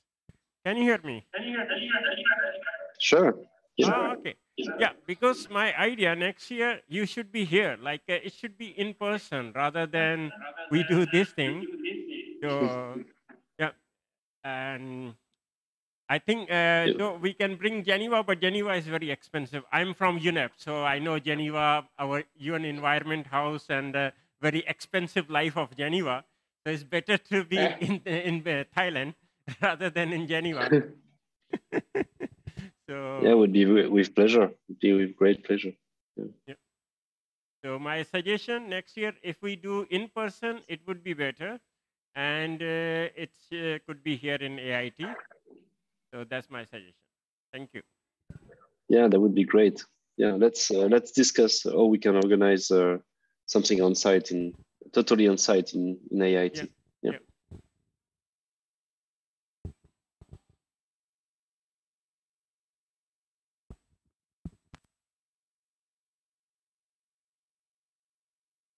Wow, everyone is back right before time. So now we have 1.5 minutes before the next final session begins.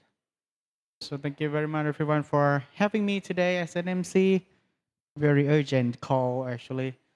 So the on-site, everyone here is hyped with the project idea, with everyone online, with every cheerful characteristic, powerful personality, and many things of their many teams. So, okay, we have 30 seconds left remaining while everyone is enjoying food. I'm not sure how will I continue this session, but see you in 30 seconds. Yeah, I have nothing to say anymore. Okay, everyone, welcome back. Welcome back. Welcome back. The next session is about to start soon. Okay. Welcome, welcome, welcome back, everyone. The next session is about to start.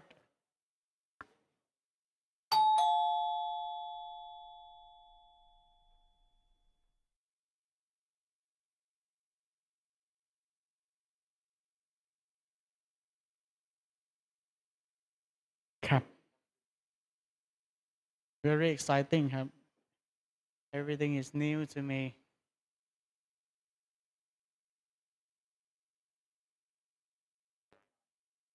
Is everyone online, judges? Okay, we have all of our judges here, including on site. Shall we? Okay, welcome back, everyone. Welcome back, welcome back. The second session is about to start. And now we have the Wheel of Fortune with us with 3 teams remaining. Who will be the first lucky team in the second session? Let their game begin. The next team is hACKT. Woo! Please welcome. Please welcome. Are you ready? Thank you very much. I'm yes, not sure. Yes, I am. Could Mr. Gon, I'm not sure if I call your team name correctly. Could you please maybe let me know? hACKT, right? You can pronounce it that way, or if you prefer, you can say hACKT. hACKT. Okay. hACKT. Are you ready? hACKT. Are you ready to Wholeheartedly hACKT? ready, sir. Okay. Your presentation will start in 5 seconds. Are you ready? I'm setting a timer just in case of emergency, but I am. Thank you. Okay. Start in 4, 3, 2, 1, and begin. Good afternoon, everyone. Let me tell you a story first. I've been flying from Bangkok to my hometown monthly just to check on my grandmother and grandfather, who at this point are stuck at home alone because they can't go outside. And I can see the loneliness and tiredness in their face. And then the problem here is that we can't just let our 60+ years old grandparents in a wheelchair go outside because of limitations such as transportations, immobility, and not being able to remember the environment around them. And there are, of course, risk of accidents when we're not there. And to worsen everything, research from the NIA revealed that being forced home alone could lead to high blood pressure, heart disease, obesity, and cognitive decline, which includes Alzheimer's disease ultimately. So we must find a way to help them get out and socialize by reducing risk and increasing comfortability with safety and efficiency. Next slide, please. Ladies and gentlemen, we're proud to propose our solution, Navy Buds, brought to you by hACKT with 7 high schooler from KMIDS. We have right here Peak, Kevin, Copter, Waddy, me, Magon, Art, and Chuck. Please, next page if you don't mind. Navy Bud is a revolutionary software that allows seniors to travel outside at an affordable price at high speed while ensuring their safety so that senior can go out and socialize in the outside world and rest at designated place.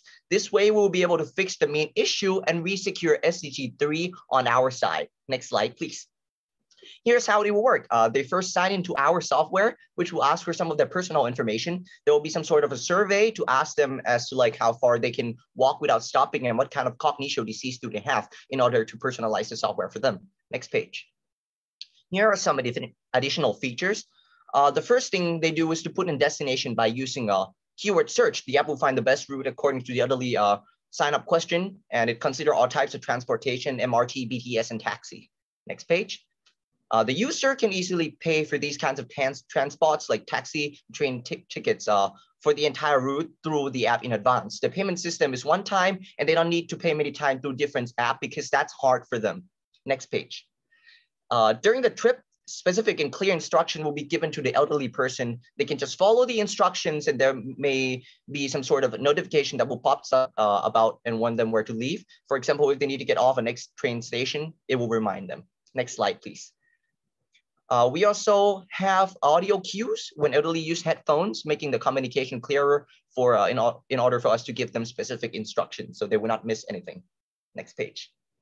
We'll also have rest stops, which the elderly can go stop at whenever they get tired. Local business like cafe or clinics can sign up at the rest stop with us. They will get more customers from the elderly visiting their stores, and their rest stop will be designated chairs and service for elderly people transporting using our app. This will impact SDG 17, which we partner up for the sake of elderly's well-being in combination with other organizations. So SDG 11 will also be affected as the community themselves will be able to sustain each other. Next slide. The app also shows very important information about place. For example, if the person is traveling in a mall, they can look up through the app and see exactly where wheelchair ramps are or elevators are. This is done through a 3D model, as you can see in the UI, and of course, crowdsourced database. Next slide, please. The market size of the app is to aid elderly and disabled people daily life in current exponentially growing, which you can see in the graph. Whoops, I forgot to put it there. This is because the number of elderly people is growing day by day, especially in Asia. We also consider the fact that everyone, including, of course, the elderly, has to go somewhere at some point later in the year. Next page.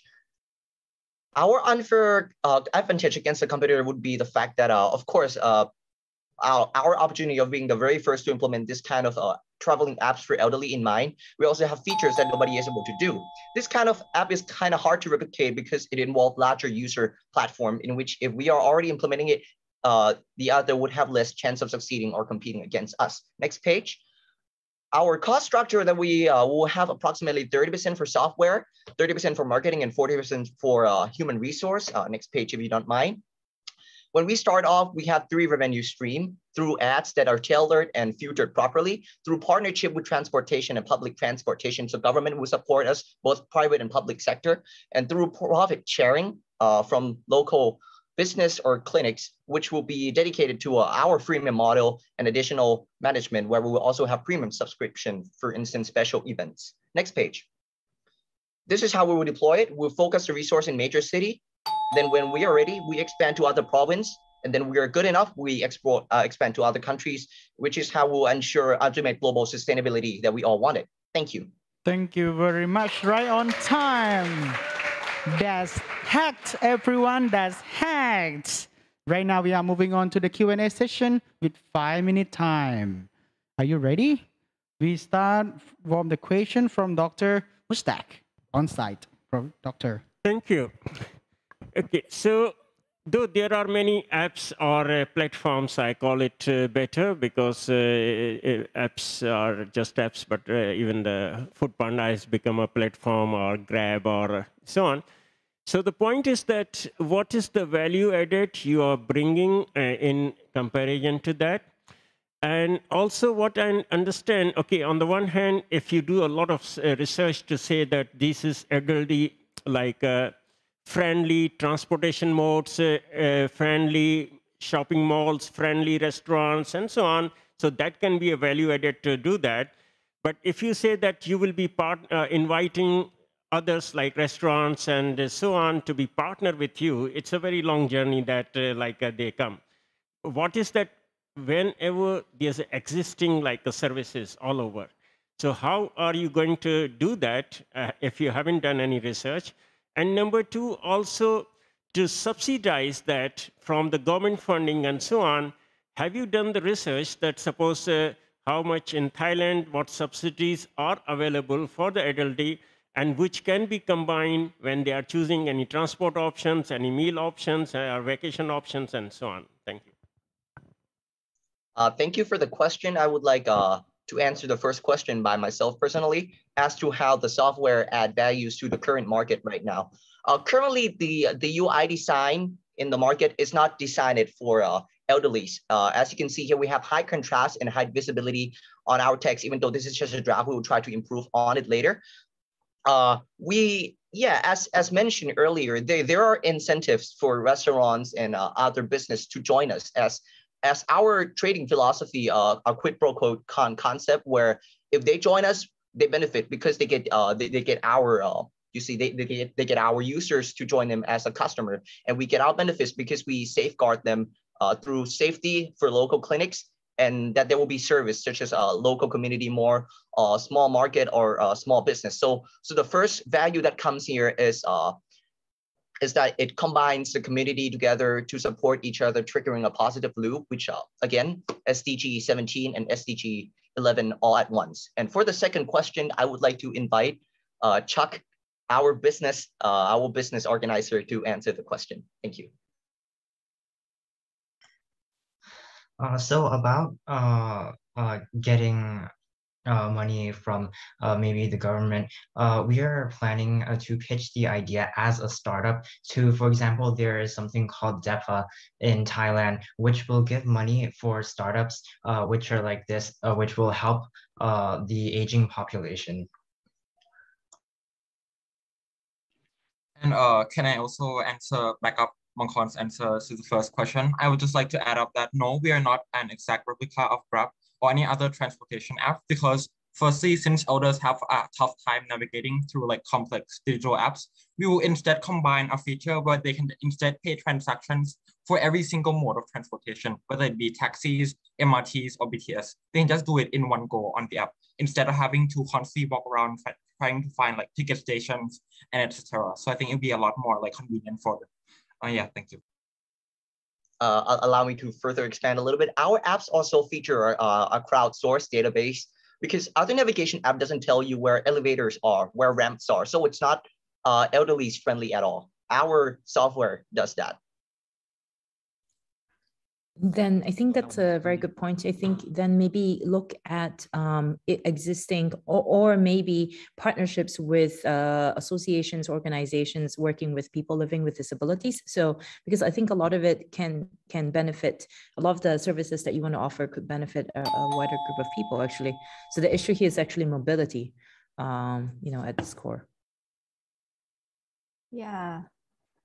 And I just want to add up just a little bit. I really like the idea, and you use the model, the principle of universal design, and with the various like modalities, with the different modes of representations, and also you already did answer about the navigation within the buildings, right? So this is very impressive. Thank you.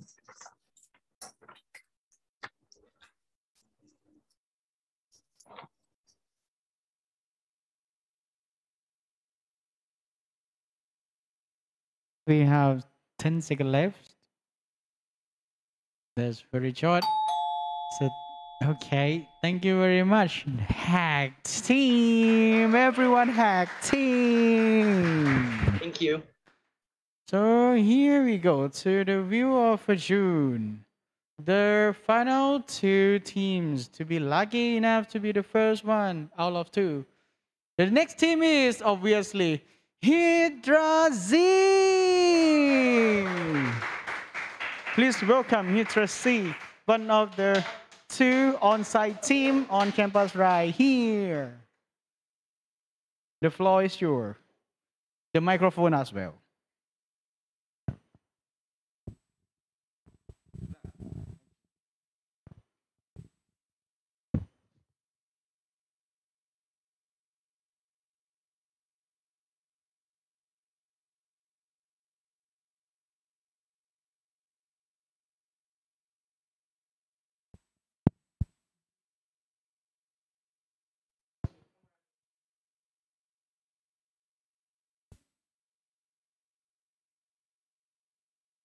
Okay, good everyone. We are members of the HeatraC Solutions.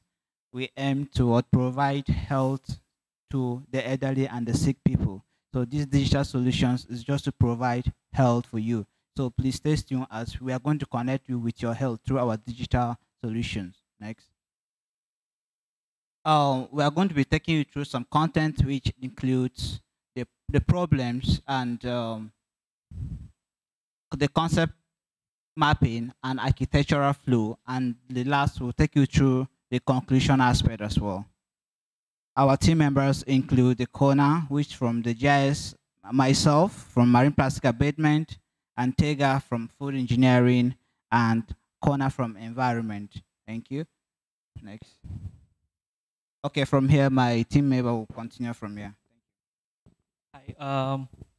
So first we are gonna, I wanna address the problems that are associated with the elderly and the disabled.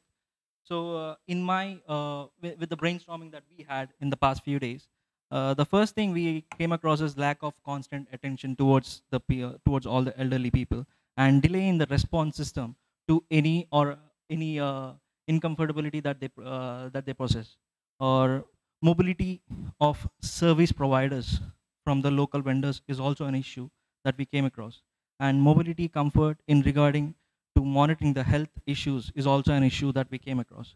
So from this we derived the name HeatraC, which means literacy of education in our terms. So next, the concept mapping is like the major the beneficiaries of this are elderly, disabled, or pregnant women who feel sick, who need attention.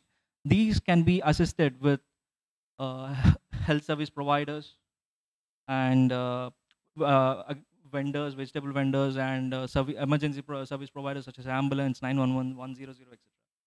So the architecture is gonna be like, first, HeatraC connects with local vendors, health experts, elderly people, or disabled people. So local vendors will be providing the sales and productivity of their product and improve the economic stability of their own. And the HeatraC will assess the health experts or emergency expert team for constant monitoring and for immediate response systems, such as if the elderly person gets heart attack or something, if there is no one to monitor him, this particular system will alert the immediate response system, emergency response system, to get a constant attention. From that, the elderly people will be benefited with regular reminders of their daily routines and availability of supplies, and also with a constant monitoring of their own. And so this is going to be the output of our app. We have three interfaces from the model. You have the one that has the doctors and the health experts, the vendors, and the users. So what it does is, at the comfort of the office of the medical experts or the health professionals, the health professionals can, at a glance, see what the health situations of the aging people is, or the disabled people. For instance, if the person's blood sugar is too much and is taking too much of sugar, at a glance from the interface in the medical office, you can see a graph that says the blood sugar level is going up, and you can just give a call to the patient and say, hey, the food you are eating is giving you too much of blood sugar. Please reduce the content of the food you are eating for your blood sugar to become low. And so this is the vendor. In case the nutritional intake of the person is not that sufficient, the system will trigger the vendor that will bring much foods that are nutritious to the person, either the disabled or the elderly. And so this is the user interface where the solution, the user can as well get those things. So actually the app is a linkage between all the service providers and the users. So this is the conclusion. We anticipate a solution where health issues faced by these elderly and disabled people are constantly monitored at a glance using this interface. We also intend to achieve a fast and accessible response system to health challenges of these elderly and disabled people in our society. We are also providing a solution that will trigger an immediate response from food vendors within the nearest locality to the nutritional needs of these elderly and disabled persons. And lastly, we are providing a solution that enables health providers to monitor the health issues of these patients at the comfort of their offices. Thank you. Oh my God, that's hard. Okay, judges, are you ready for the Q&A session? 5 minutes. Okay, Cherry.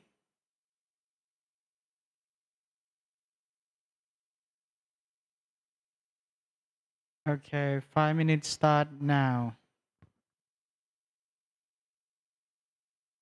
Any questions? Thank you. Okay, let me start. So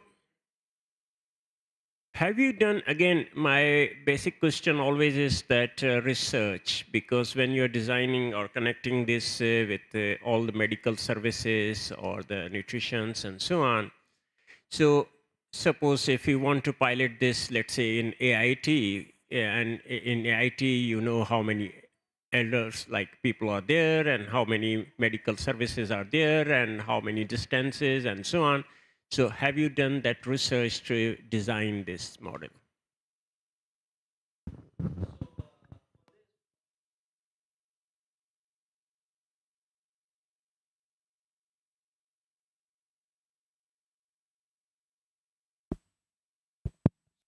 So collaboration is the major medium that we are gonna use for this particular project that we are planning. So it is like the research was done with all the previously established programs in this particular medium, but everything failed with a improper connection between one or the other provider, service provider, or the elderly, or any other vendor, or everything break out with a improper connection. So which can be established with a proper collaborator, such as Facebook or WhatsApp or anything like, which can be like an add-on in the future. No, but that's the implementation part. The planning part is to have a research and to understand the market or understand the lessons learned, what you mentioned from the failed one. And then, yes, when you're implementing, that's there. But my point is the research for planning.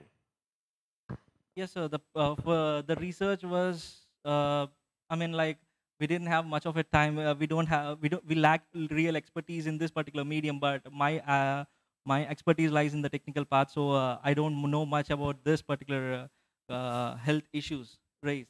So we did a minimum research that I agree with, but there is a real scope for this particular study if proper research is done.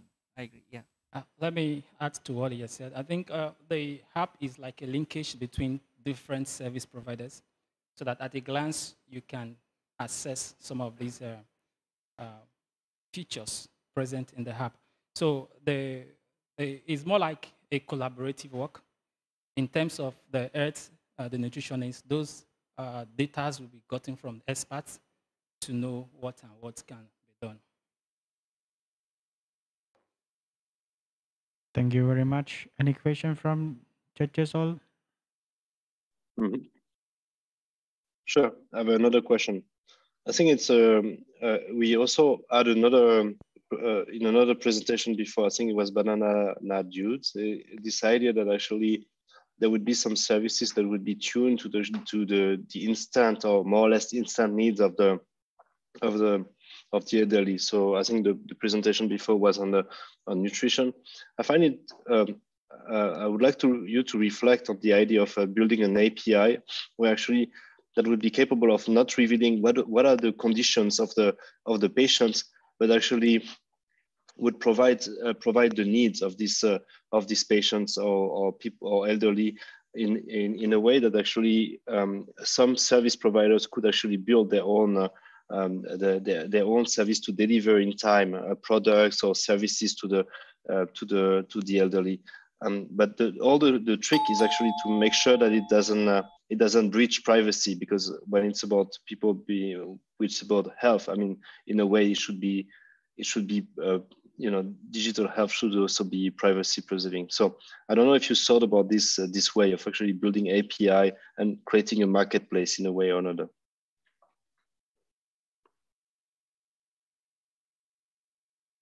I think what we intend to do to get this settled is using remote sensing to identify some of these locations and integrate into the solution.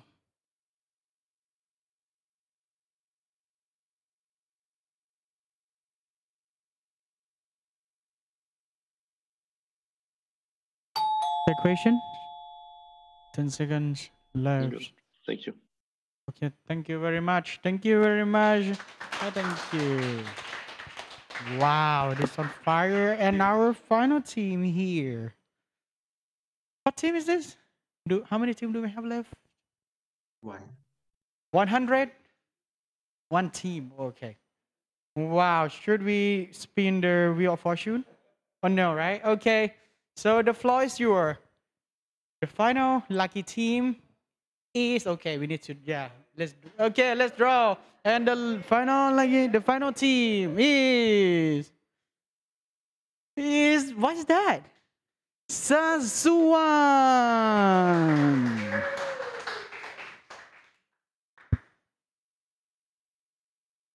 It would be very helpful if you could tell me the name of your team again. It is SiatsuOne. SiatsuOne. Thank you very much. That's very catchy. Okay, are you ready?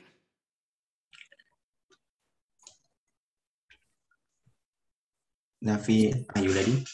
Yes. Okay, your presentation may start now.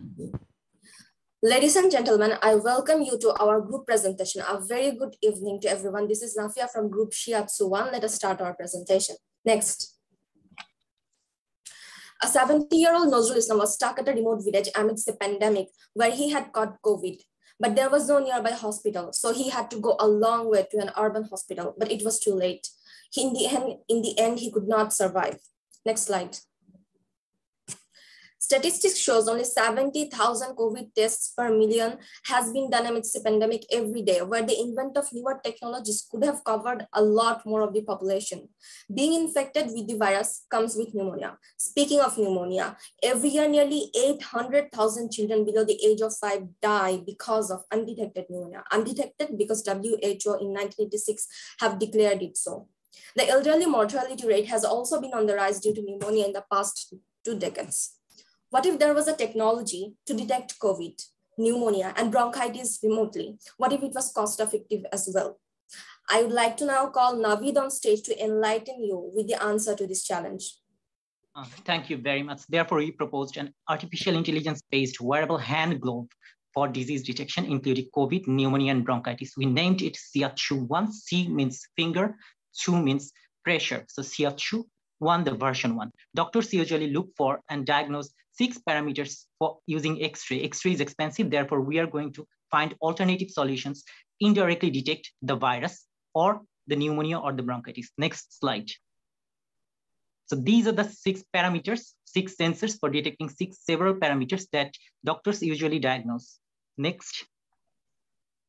So the hand glove incorporated with the embedded technologies and sensors will be connected to the internet, and artificial intelligence machine learning algorithm in the cloud will decide whether the person is infected, and it will transmit a notification to the user in 3 LED indicators, red, green, and yellow for yes, he's infected, no, he's not infected, and uncertain. Accordingly, another notification will be sent to the doctors in a mobile app, and he will prescribe the user whether he is infected or not.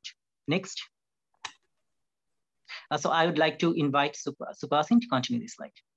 Thank you. Our innovation align with SDG 3 and it also support SDG 8, SDG 9, and SDG 17. Its value proposition provide cost-efficient, multiple user, repeat X-ray. It support UN Envision 2030 along with a few more. It is novel Internet of Things technology. Our team will explain more about value. I will hand over to Lamisa. Thank you so much, Supasin. From the cost comparison, we could obtain that our proposed system has the lowest cost than the other available devices, where our device will provide 6 parameters with decision making, but the existing ones have only 1 parameter. Next slide. Also, our proposed glove is better than the existing Supermask and Puricure in terms of hardware, software, and price. I'm handing over the next slide to Naveed. Thank you very much, Lamisa. So we have come up with a stakeholder involvement and business strategy plan from funder to the target users, including research engineers, quality assurance, and sales and marketing. We planned how we are going to approach them in a professional way for collaboration. Next. Our device is expected to gain revenue in several ways. Sales will get us revenue, partnership, patent share, and cost optimization will increase the chance of making profit. Digital media will get us some profit as well. Next. We are hopeful and we are confident that the wide application of healthcare data in predictive analytics will help us to identify the problems in machine learning, applying machine learning algorithms. So these are the data set that we collected, and we are hopeful that our device will also work on several data sets using machine learning algorithm. Next. So we have developed multiple similar applications for individual data analysis and remote transmission, as you can see in the left graph. And we are hopeful that if we can develop the similar application device with application, we are hopeful for getting data for all other sensors as well. So this is the model prototype. Next. So we conducted quality assurance as well, and we found very minimal error. Next. Good news is that our product has been accepted in UNICEF Innovation Fund, but unfortunately we couldn't make it to next step because we didn't have a team. Next. If we can make it a product, then the world will be benefited in many ways. Thanks to the team. Thanks everyone for listening. Thank you. Wow. And this is our final pitching project, everyone. This is our final. So now we are moving on to the evaluation time. Not yet, sorry, kidding. Now we are moving on the Q&A session with 5 minutes, okay? 5 minutes shall start now. Any question? Yes, a quick one from me. So you have done, I've seen your prototype, so that's super cool. How far along are you with the proof of concept? Thank you very much for this. We have done the hardware part with several sensors, but not the other sensors, especially stethoscope. You know, stethoscope or chest sound analysis, this is one of the things that doctors usually look for from X-ray, but X-ray is expensive. We are finding alternative. So the chest sound analysis, the stethoscope is not available. I didn't find any good stethoscope in Bangladesh, but all other devices are available. So we are actually more than 75% are done, and the rest will be done if we can find the other components available in Bangladesh. Thank you. So how much for this prototype, per one device? Actually, I started doing research before the COVID-19 started for pneumonia detection. And in 2020, I just came up with the sensors and developed the prototype. And actually, in the last 1.5 years, I have been struggling to do it. And last year, it was accepted in the UNICEF Innovation Fund in the first round, but I couldn't make it to the second round because they wanted a company and they wanted to show us a team as well. So it's actually 1 year for the, around 1 year for the prototyping. Thank you very much. So now, Professor Trau, have a question. So this is this is connected through Bluetooth, through another mobile device, or how you do this? Thank you very much, sir. So basically, we plan to run the machine learning algorithm in Amazon Web Service S3. So of course, at first we planned to using Bluetooth, and it works fine. Now we are planning to use ESP8286 because it will be connected to the mobile to the Wi-Fi, and the whole world will be benefited because COVID is a global problem. So we wanted to make further, and machine learning algorithm has been run from data on the Kaggle, and it was on Heroku for test running. But we plan to make it using ESP8266 or Raspberry Pi to make it Wi-Fi connected. But for the initial prototype, I found it's working for the Bluetooth connection. Yes, but if you make it Wi-Fi connected, you always need to have here Wi-Fi connection. If you make it Bluetooth, it can technically also work just with your mobile device without an internet connection, correct? Or is your algorithm always on a server? Of course, then you always need internet. That might be an issue. Exactly, sir. So I have three options in my research, that either we can use mobile phone because 70% people of the world are using mobile phone. So 4G SIM can be used as well. Also, Bluetooth, I have tested with the Bluetooth. Now I'm just planning to use the Wi-Fi module as well. So yes, all the options will be there because we want to go global. Okay, very good. Yeah, very interesting idea. Thank you very much, sir. Any other questions? Okay. Yeah, I'm not sure I understood why a glove. I mean, what can you gather? What kind of data can you gather on a glove that you could not gather on a wrist or something like that? Can you just elaborate on that? Thank you very much, sir. Can you see the model? Yeah. So there will be incorporated sensors. So incorporated sensors will have, like, this is one sensor inside this here. So this sensor provides two data: heartbeat rate and pulse. Pulse and oxygen saturation. So when the person is infected with the virus, he doesn't know that his body oxygen is saturated or the body oxygen level down. But if he uses this, he will see that this sensor is providing him the data on the mobile phone or the computer that his oxygen saturation lacks without his understanding. And human intelligence will also see that, yes, he might have some symptoms inside, but he's not understanding, so that the person can isolate himself. And the machine learning algorithm will give him the three LEDs only. The red, that yes, you have some problem. Green, that you have no problem. This is the well people. Navid, sorry, I don't want to interrupt you, but I am interested in Thomas' question. And I think the question is, why a glove? Could you explain, like, how different points within the hand, perhaps? Because give us those information. We can pressure the sensor here. We can pressure. So yes, finger can pressurize. And we name it Shiatsu. Shi means finger, Shu means pressure. So SiatsuOne, the version 1. This is how we made it. Okay, thank you very much. Thank you very much, everyone. Now the pitching time has come to the end, and we are moving to the evaluation time for real. No joking. Yes. How long will we? Yeah, I can explain. Yes, Professor. Yeah, okay, yeah, thank you very much, moderator and judge and all participants. So we are coming to the stage that we are, waiting for the outcome from the judge. So what we are going to do now in the next 30 minutes, so the students who are collecting the score, so they are calculating the score, and after that, when they compile everything, they will give to the judge, and then we will open a breakout room for the judge to discuss on that score.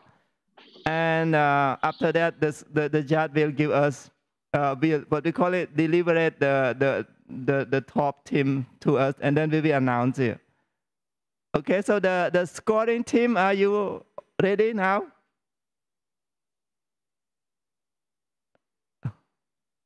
Sui, you are there, you are reading? Okay. Yeah, I think we do have one more, the judge. Yeah. Okay, Should then we I think go Chaiwat, into the breakout room. put them in the break room now.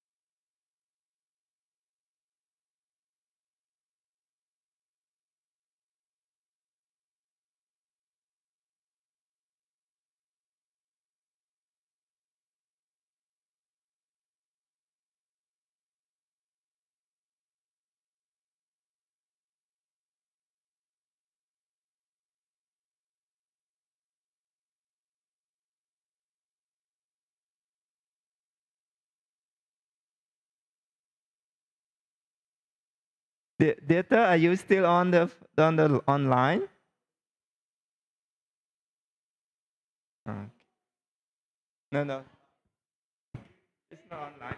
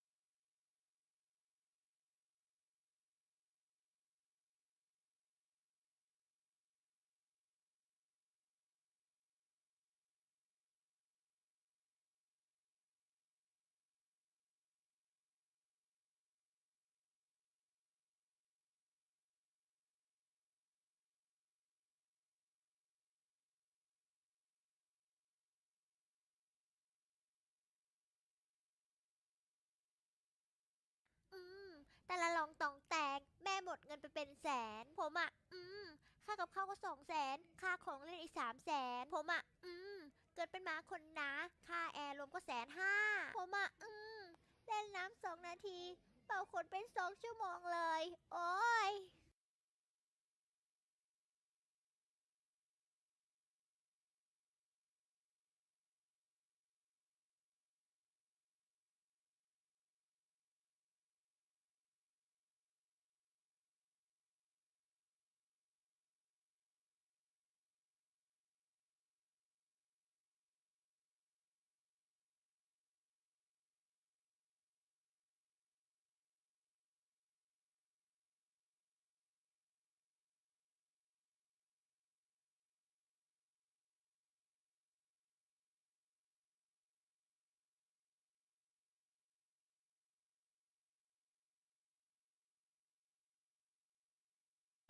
Happy, happy guy. Oh, just a happy, happy, happy guy. Oh, just a look at that, a happy. Oh, the happy dog. Oh, just a happy, happy, happy. Look at my happy, happy guy. Oh, just a happy, happy, happy guy. Oh, just a look at that, a happy. Oh, the happy dog. Oh, just a happy, happy, happy dog. Look at my happy, happy guy. Oh, just a happy, happy, happy guy. Oh, just a look at that, a happy. Oh, the happy dog. Oh, just a happy, happy, happy. Look at my happy, happy guy. Oh, just a happy, happy, happy guy. Oh, just a look at that, a happy. Oh, the happy dog. Oh, just a happy, happy, happy. Subscribe and like this video in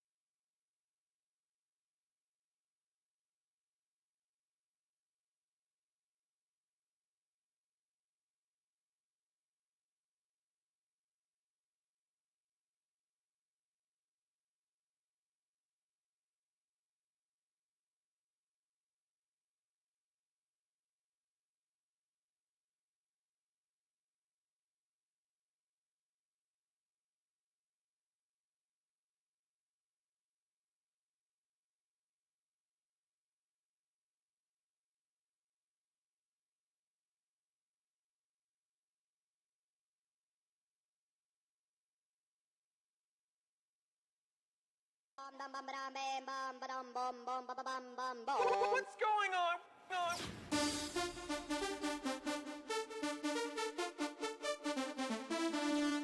Ding, ding.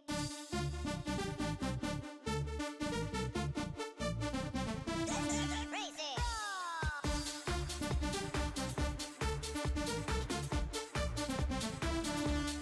Ding, ding.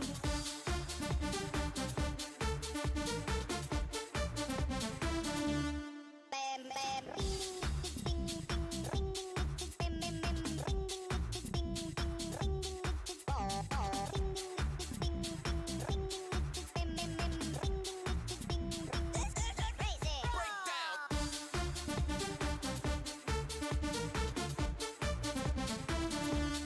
Ding, ding.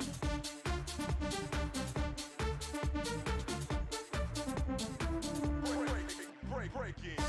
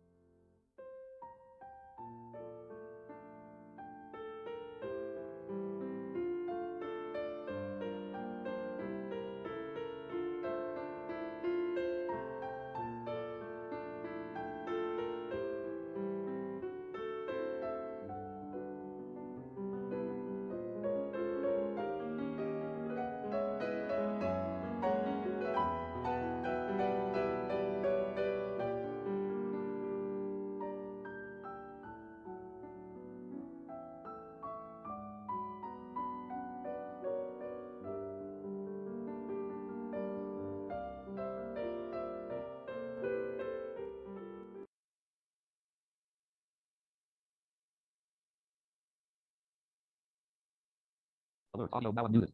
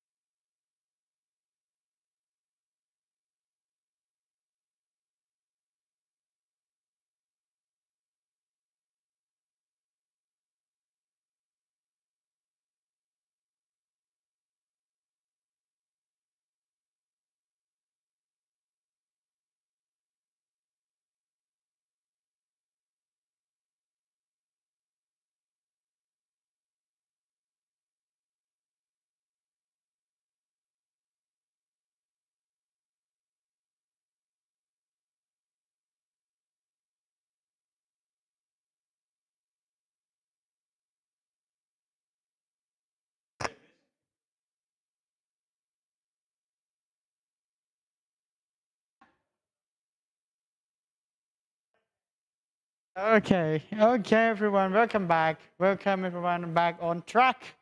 The track of what? Announcement, excitement, fascination, whatever. Is everyone here? Yeah! Oh yeah. Thank you for waiting. So now we are moving on to the winner announcement. So there are 3 incubator prizes. I'm not sure if I'm good at this. I'm not sure I'm good at this. Please don't mind me if I ruin this moment, okay? But I will never. I won't promise, but I will never. So the winner announcement. First click. 3 incubator prizes and 1 popular vote based on the vote in our group and online platform. Many of them actually. Let's move on to the Technovation prize. It doesn't sound exciting as I expected, but it's all right. Yeah! Woo! Okay. And are you ready? Should I click more? Okay, we will try. 3, 2, 1. The team is kick again. Sorry, I'll kick. SiatsuOne! Congratulations! Technovation prize this year go to SiatsuOne. Okay, what next? Should I transfer money to them directly right now or what? Next prize. Okay, next prize. I'm sorry for ruining it. Please don't mind me. Okay, next one is Social Impact Prize. And the winner 4, 2, 1.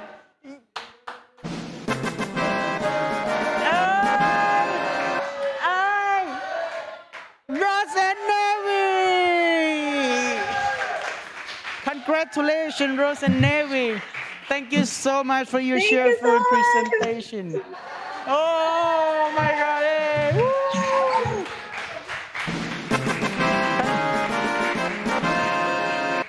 Okay, give me a second. Our technician is working on the next exciting moment, the Sustainable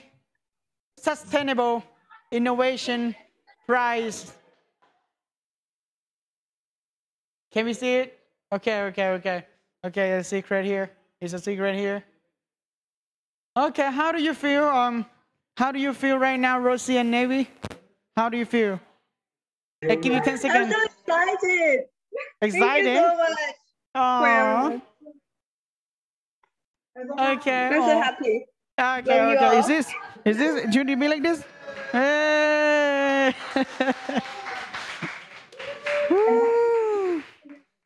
Okay, what about SiatsuOne? Your idea and technology and project look amazing. Their AI glove, right? That's amazing. That's amazing project. So how do you feel about this prize? Thank you. Am I audible? Can you speak louder? Yeah. I can see you. Yeah, thank you very much. I'm actually, this is the 3rd prize that this idea has generated. Previously, I was awarded the Best Presenter Award as well. So that was partial, but this time it's big. But we are not looking forward to confined within the prizes, but we want the real impact. We want this solution to reach to each and every people of the world who deserve a better life. Not sustainability, not in word, but I believe sustainability should be in practical. It should be action and impact. So I want to develop at least 10 pieces of the gloves and see how it goes. And for later, we will go for the global collaboration and the global development. So I look forward to building it instead of just believing that we can. We should show that, yes, we have a team, we have a platform, we have recognition. Now it's time to do. Wow. Did you hear that? That's a very big plan and goal, and he's gonna reach it. I believe that. Okay, next is Wellbeing Impact Prize. Are you ready for that? I'm ready for that too. I'm ready for that too.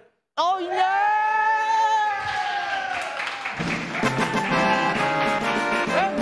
Congratulations to banananadudes. Wow, well-being impact prize. Thank you. This prize is amazing. Okay. Wow. How do you feel, banananadudes? Banananadudes. We feel very good, grateful, and we hope that this application can, like, if we can do it for real, it will help a lot of elderly in Thailand because to have a healthy food, healthy diets, and have a better well-being. Yeah. So thank you. Wow, that's why this team deserves well-being impact prize. The last word he said is about well-being. That's why this team deserves this one. So congratulations to banananadudes again. And next team goes to Sustainability Innovation Prize. Are you ready? And here we go. In 5, 4, 3, 2, 1. The team is Pakko! Pakko! Woo! Please welcome. Please welcome. Please welcome to the front, shall we? Shall we? Yeah, shall we? Okay, everyone. Next year, please come to our campus, okay? So we can have you in front of the stage and I can interview you in person like this. Where is the camera? Which one? So many right now. Okay, okay. Who do you want to say something about this, how to say, competition and the prize, whatever, yeah. Well, it has been a really nice and a very good experience. Warm welcome and warm comments from everybody. And I wish everyone was here with us, not just online. Thank you. It's very concise, very concise. Okay. Okay, thank you very much. Thank you very much. Pakko, Pakko, everyone. Pakko. All right. That's so hot here. That's so hot here. And now we're moving on to the 2 Popular Award prizes. Is this already there? Okay, should I say it? Okay. Okay. So now we are moving on to the next 2 Popular Award prizes. Elder Wellness Champion and Beautiful Life Champion. Shall we? Shall we? And click. And the Elder Wellness Champion goes to 5, 4, 3, 2, 1. And that team is GraTeMan! Woo! Congratulations, GraTeMan! GraTeMan! GraTeMan! GraTeMan! Oh my God, I feel like I'm in the Muay Thai stadium or something. But I like it so much, it's so energetic. Congratulations, GraTeMan. Oh, congratulations so much. Any word? Any comments? Not comments, sorry. Any impression, excitement about this prize? The floor is yours. Okay. First of all, on behalf of my team, we would like to thank all the participants, organizers, speakers, and mentors, and to all those who made this event successful. Actually, this will help us in our day-to-day life as learning and for our professional career. And I think we can also use this for our more startup competitions for future. Thank you very much. Okay, that's GraTeMan, everyone. GraTeMan. Congratulations, Elder Wellness Prize. Next, Beautiful Life Champion. Everyone love it. I love it too. Okay, and Beautiful Life Champion this year goes to 4, 3, 2, 1. That prize goes to SiatsuOne again. Oh my God. Oh my God. Double prize. That's amazing. SiatsuOne, you want to say something again? I'm so happy to have all of you here. I was not expecting this prize. Thank you very much. Thanks to the team, especially Supasin. I would like to take his name. I would like to take the name of Faria, Nophea. I would like to take the name of Lamisa. This is the chance that I take a pause to say thank you to my team, and I would like to go forward with this team. And I'm blessed that finally I had a team to work with. This is an intellectual team. This is the team is really enthusiastic, and I would like to go forward with this team. And congratulations each and everyone who participated. Good to meet you. Look forward to meeting in person someday. Thank you very much once again. Okay. I know now why we have beautiful live champion here, because one of SiatsuOne member is here. Please welcome. The camera is over there. Camera over there. Camera. Okay. Thank you so much. Actually, I'm very grateful because I have got a nice team to work with. And I'm grateful to our team leader, Navid, because from day one, he is guiding us what to do and what to know. What to do and how to proceed. And Supasin is also very hardworking. Actually, he made all the efforts for the presentation and all. So I'm looking forward to meet with my team members in future, and I'm very lucky to have a team like them. Okay, thank you so much. Thank you.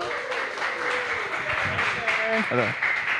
Yes, I just want to mention that this team is very dynamic, not just in terms of nationality, but in terms of location. You can see we have many nationalities here in that team, and also even location. So maybe that's the reason why diversity could produce a very good result. So hopefully, finally, you guys will meet together. And for popular vote, I think it was done through the Facebook, right? Yes. Yeah, so it was done through the Facebook. So what, I don't know, who can explain that?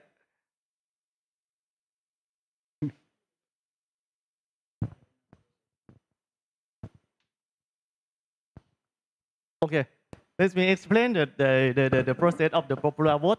Actually, we want our participants invite your friends and many as you want, and then ask them to join the group, and then you can say your friends and everybody can watch our live and you are pitching, and then you can vote many as you can, and you can give let's say later the heart of your like to everybody or each team you want. And then we set after our pitching. So after that, we close after 20 minutes. And then for the team who has a campaign, I'm sorry, really sorry. But okay, this is just the rule that we set for the fun, and we let it happy together. Thank you. Oh my God, thank you so much. Thank you so much. So it's based on your preference on the impact of that project specifically, okay? So congratulations to all popular vote. Do you have any other prizes? And next one.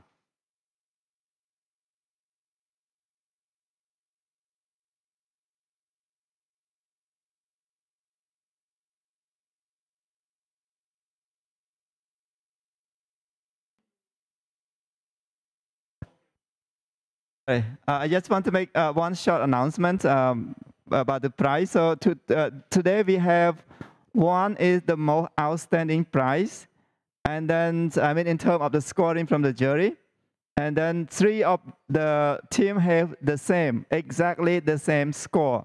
So that's what we decide. We decide to give the 3s the prize, but then the 3 teams that we got the prize, we will ask them for interview, a kind of interview. And then we will decide whether you really want to come for incubation. So the team we will contact you for interview, and then we will decide whether you are eligible for incubation or not. Okay, so we will contact those.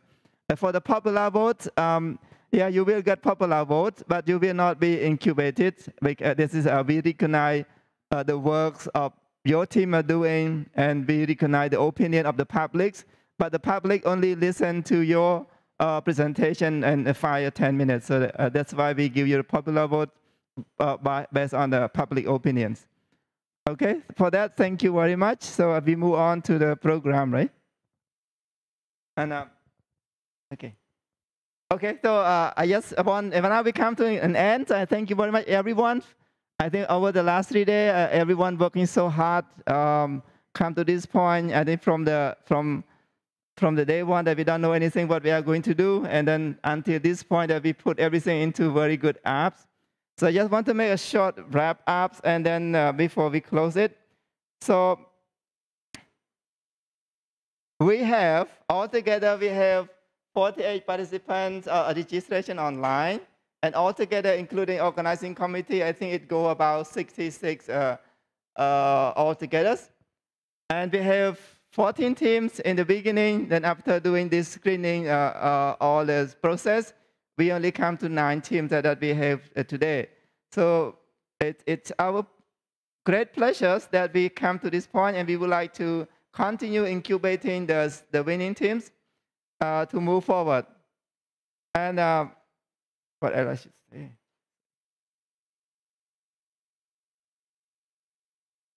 Yeah, I would like to take the opportunity to thank the organizing committee, participant first, and organizing committees from the Geneva team. So maybe I don't need to name everyone, but I really thank you very much for everything from the conceptual notes until this point, and your sponsorship and your patience with us and your trust on us. So thank you very much for that.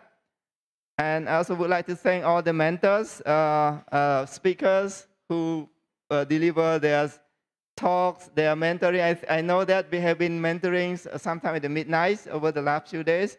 So thank you for that. And I would like to thank the jury, judge also for their hard work today. Actually, we have very tough discussions. Usually I don't spend too much time on discussing this, but today we have very good discussions about, the prize. I think we have very good result today.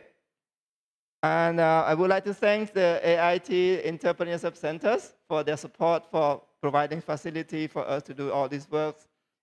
And yeah, so for that, I would like to close. But before that, can I invite maybe Thomas or somebody from Geneva to give a 2-minute talk before we give the floor to our Vice President to close it?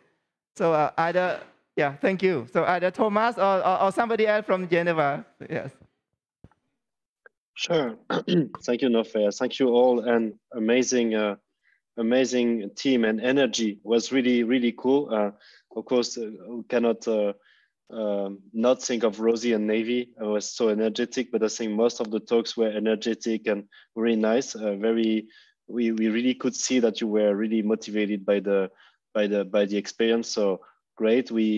Our sponsor, the Swiss Development and Cooperation Agency and the University of Geneva, Open Geneva, UNITA, and the Geneva Tsinghua Initiative, we are really into education, and so we really hope and believe that you've learned a lot. As I was saying when we were deliberating with the jury, I think the most of the ideas you came with over this few hours were really non-trivial. And of course, there's so much more in terms of implementation, making sense, and making things more robust. But in the end, we were quite impressed with the propositions. They were non-trivial, and that is really important to us, because it's too easy to actually replicate things. But you had really good arguments to show that your propositions are quite innovative, and highly innovative. So now keep on the good work. Incubated or not, it doesn't really matter. I think the lesson from SiatsuOne is that you should never give up, because maybe first time you don't get the prize, but then step after step you're going to make it. So whether you got a prize or you got nominated, whatever, it doesn't really matter. Just keep on going with your great ideas. Build also a community around your project. I think it's another lesson from SiatsuOne, that actually it's not enough to be one person alone in doing a project. Actually, you need a community. You need people with you closely, physically, but also online now, to actually help you refine your project. Shout about your project. Talk about your project to anyone who wants to hear because you never know who is going to be the next person who is going to be of best help for continuing your project. So don't keep it secret. Just talk and shout about it until you get the great community to get started.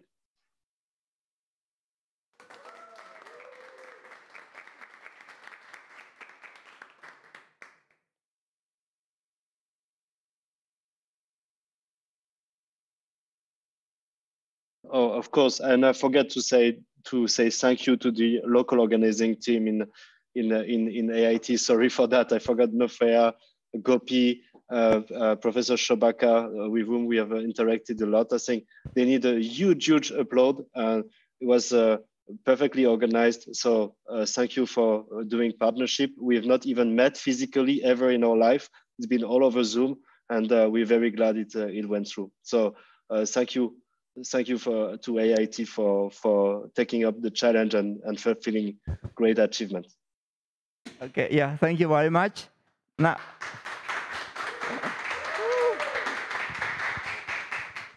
I would like to invite Professor Shobhakar, our Vice President for Academic Affairs, to give us a final closing remarks. Please, thank you. Yes, hello, good afternoon, everyone. I hope you can hear me very well. First of all, my apologies that I could not be there physically with you during this hackathon event. This is a wonderful event. I think that Thomas already mentioned that we had interacted with our colleagues from Geneva several times. I had myself pleasure to join the Zoom meeting with Thomas and the colleagues there. Also, I'm very happy to learn that we had 14 teams Nophea, who we cannot actually hear. We are not able to hear Professor Shobhakar. Oh, we can? Oh, okay.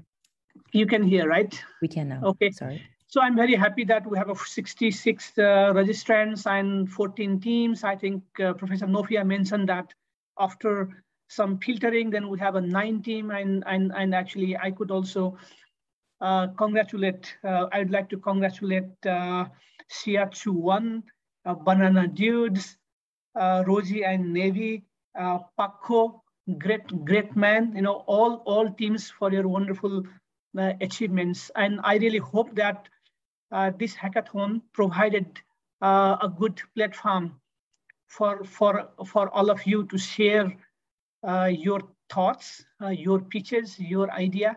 I think as Thomas already mentioned, that this is a wonderful, that you have to really come out with your ideas, your innovative thinking, and this kind of hackathon, I hope will really provide such opportunity. So please keep up your good work and keep up your collaboration. Now from AIT side, I'd like to especially thank our partners, with our, UNITAR partners, Open Geneva, University of Geneva, Geneva Tsinghua Initiative, and also Swiss Agency for Development and Cooperation. And special thanks to Thomas and Aphrodite and Julia.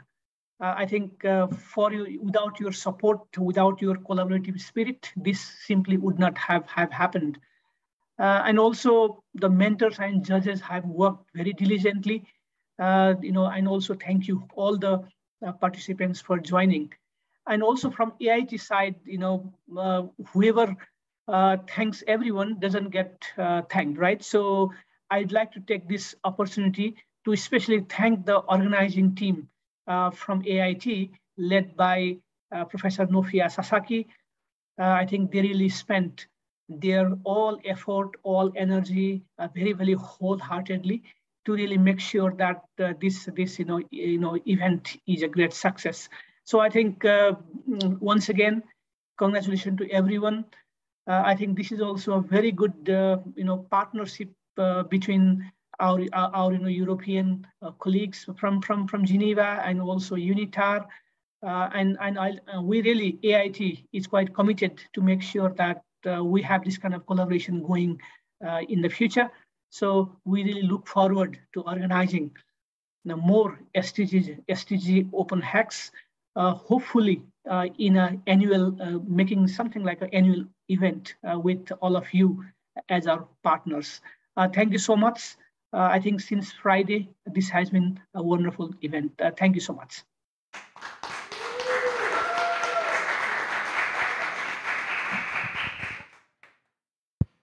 Yeah, thank you very much, Professor Shobhakar. It was a very insightful speech and closing remarks. So may I take you another few minutes to just take a photo all together? Professor Shobhakar, can you stay with us there so we can take photo of you? Yeah. Yeah, sure. I'm with you. Absolutely. Okay, thank you. Can you come up?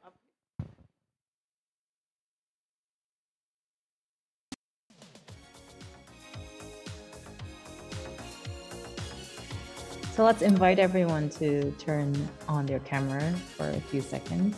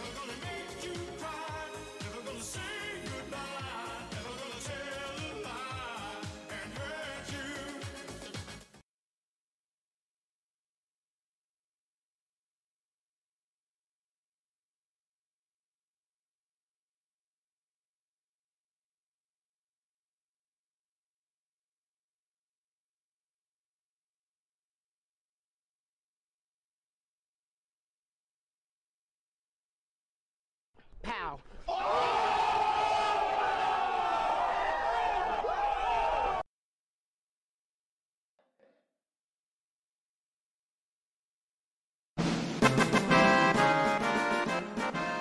Get back into that. Spit that soup. Check me out. I never leave the house. Oh, okay.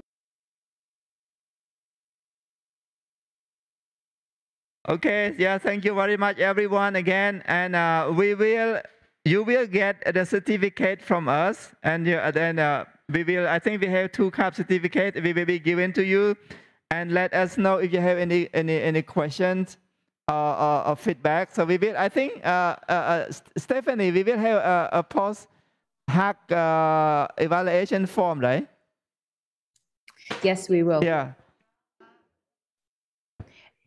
We could share it with you and you could share it with the participants. Okay. But also it'll definitely be on Sparkboard.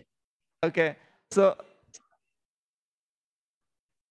yeah, all the participants, you will receive a form where you can give us the feedback. So we want to get your feedback so that we can maybe we can improve the better in the futures. So your feedback is important. So don't forget to fill out the form and send us back. Thank you very much.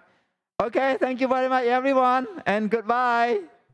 Goodbye. Bye, everyone. Bye, Stephanie. Bye. Bye, everyone. Bye-bye, everyone. Have a nice day. It was nice meeting you all.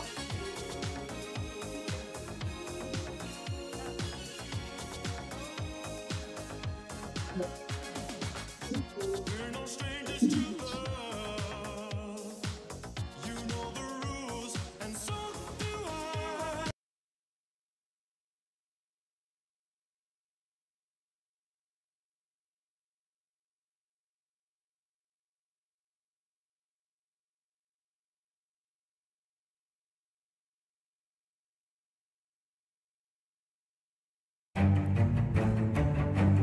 Thanks, Toma, and look forward to seeing you soon.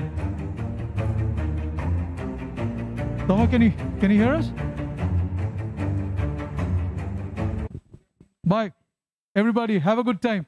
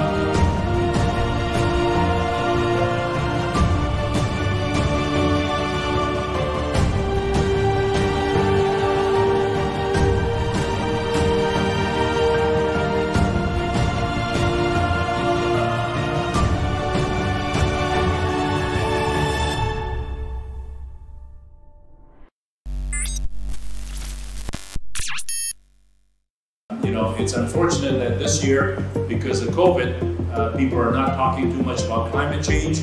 They're not talking too much about biodiversity, when in fact, most people in 2019 thought that 2020 was going to be the year where these two topics. 3,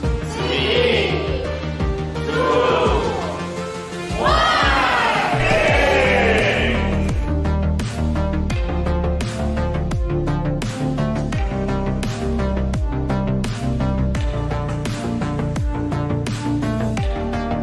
Please tell us about the main point of the hackathon. Well, the main point of the hackathon is to bring a forums where students can make use of their ability, their skills, their networks to solve the problem of sustainability.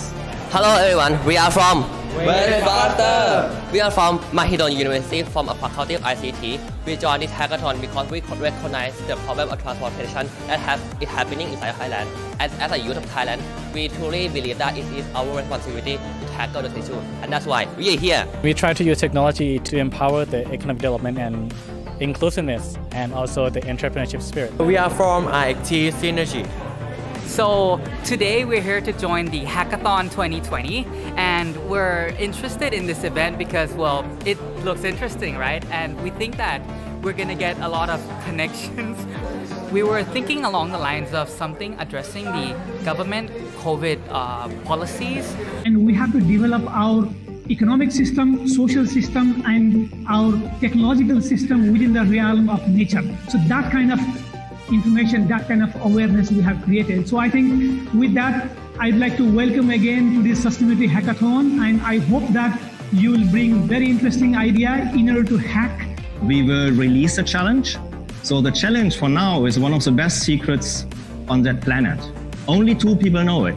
Our president, Eden Boon, and Nophea.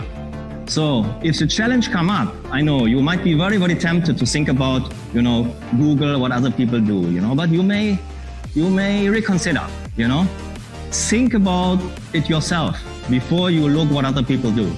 Try to put your own thing into it, the new disruptive way. One of the things that many universities around the world are trying to do these days is to connect with the outside world more actively, and doing that, it's a two-way communication. So we learn from what the industry needs, and so the universities can develop their curriculum, their research, and their ideas to meet the demand of the industry. Well, first of all, they will realize how important sustainability is because they'll be researching this topic as they try to come up with ideas. So this is a learning experience which is extremely valuable. Secondly, they will be using their brain and exercising all their brain cells to try to figure out innovative and creative and wild solutions on how to tackle problems of dealing with sustainability. So who knows? They may come up with things that are extremely important for all the rest of us. And whether or not they do that, at least they will go through the journey of trying to find solutions to these important problems for the human race.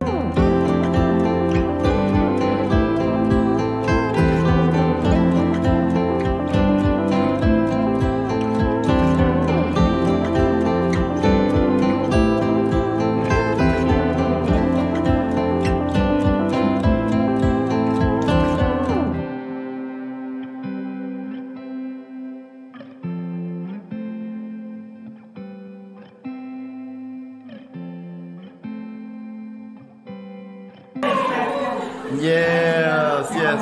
Okay.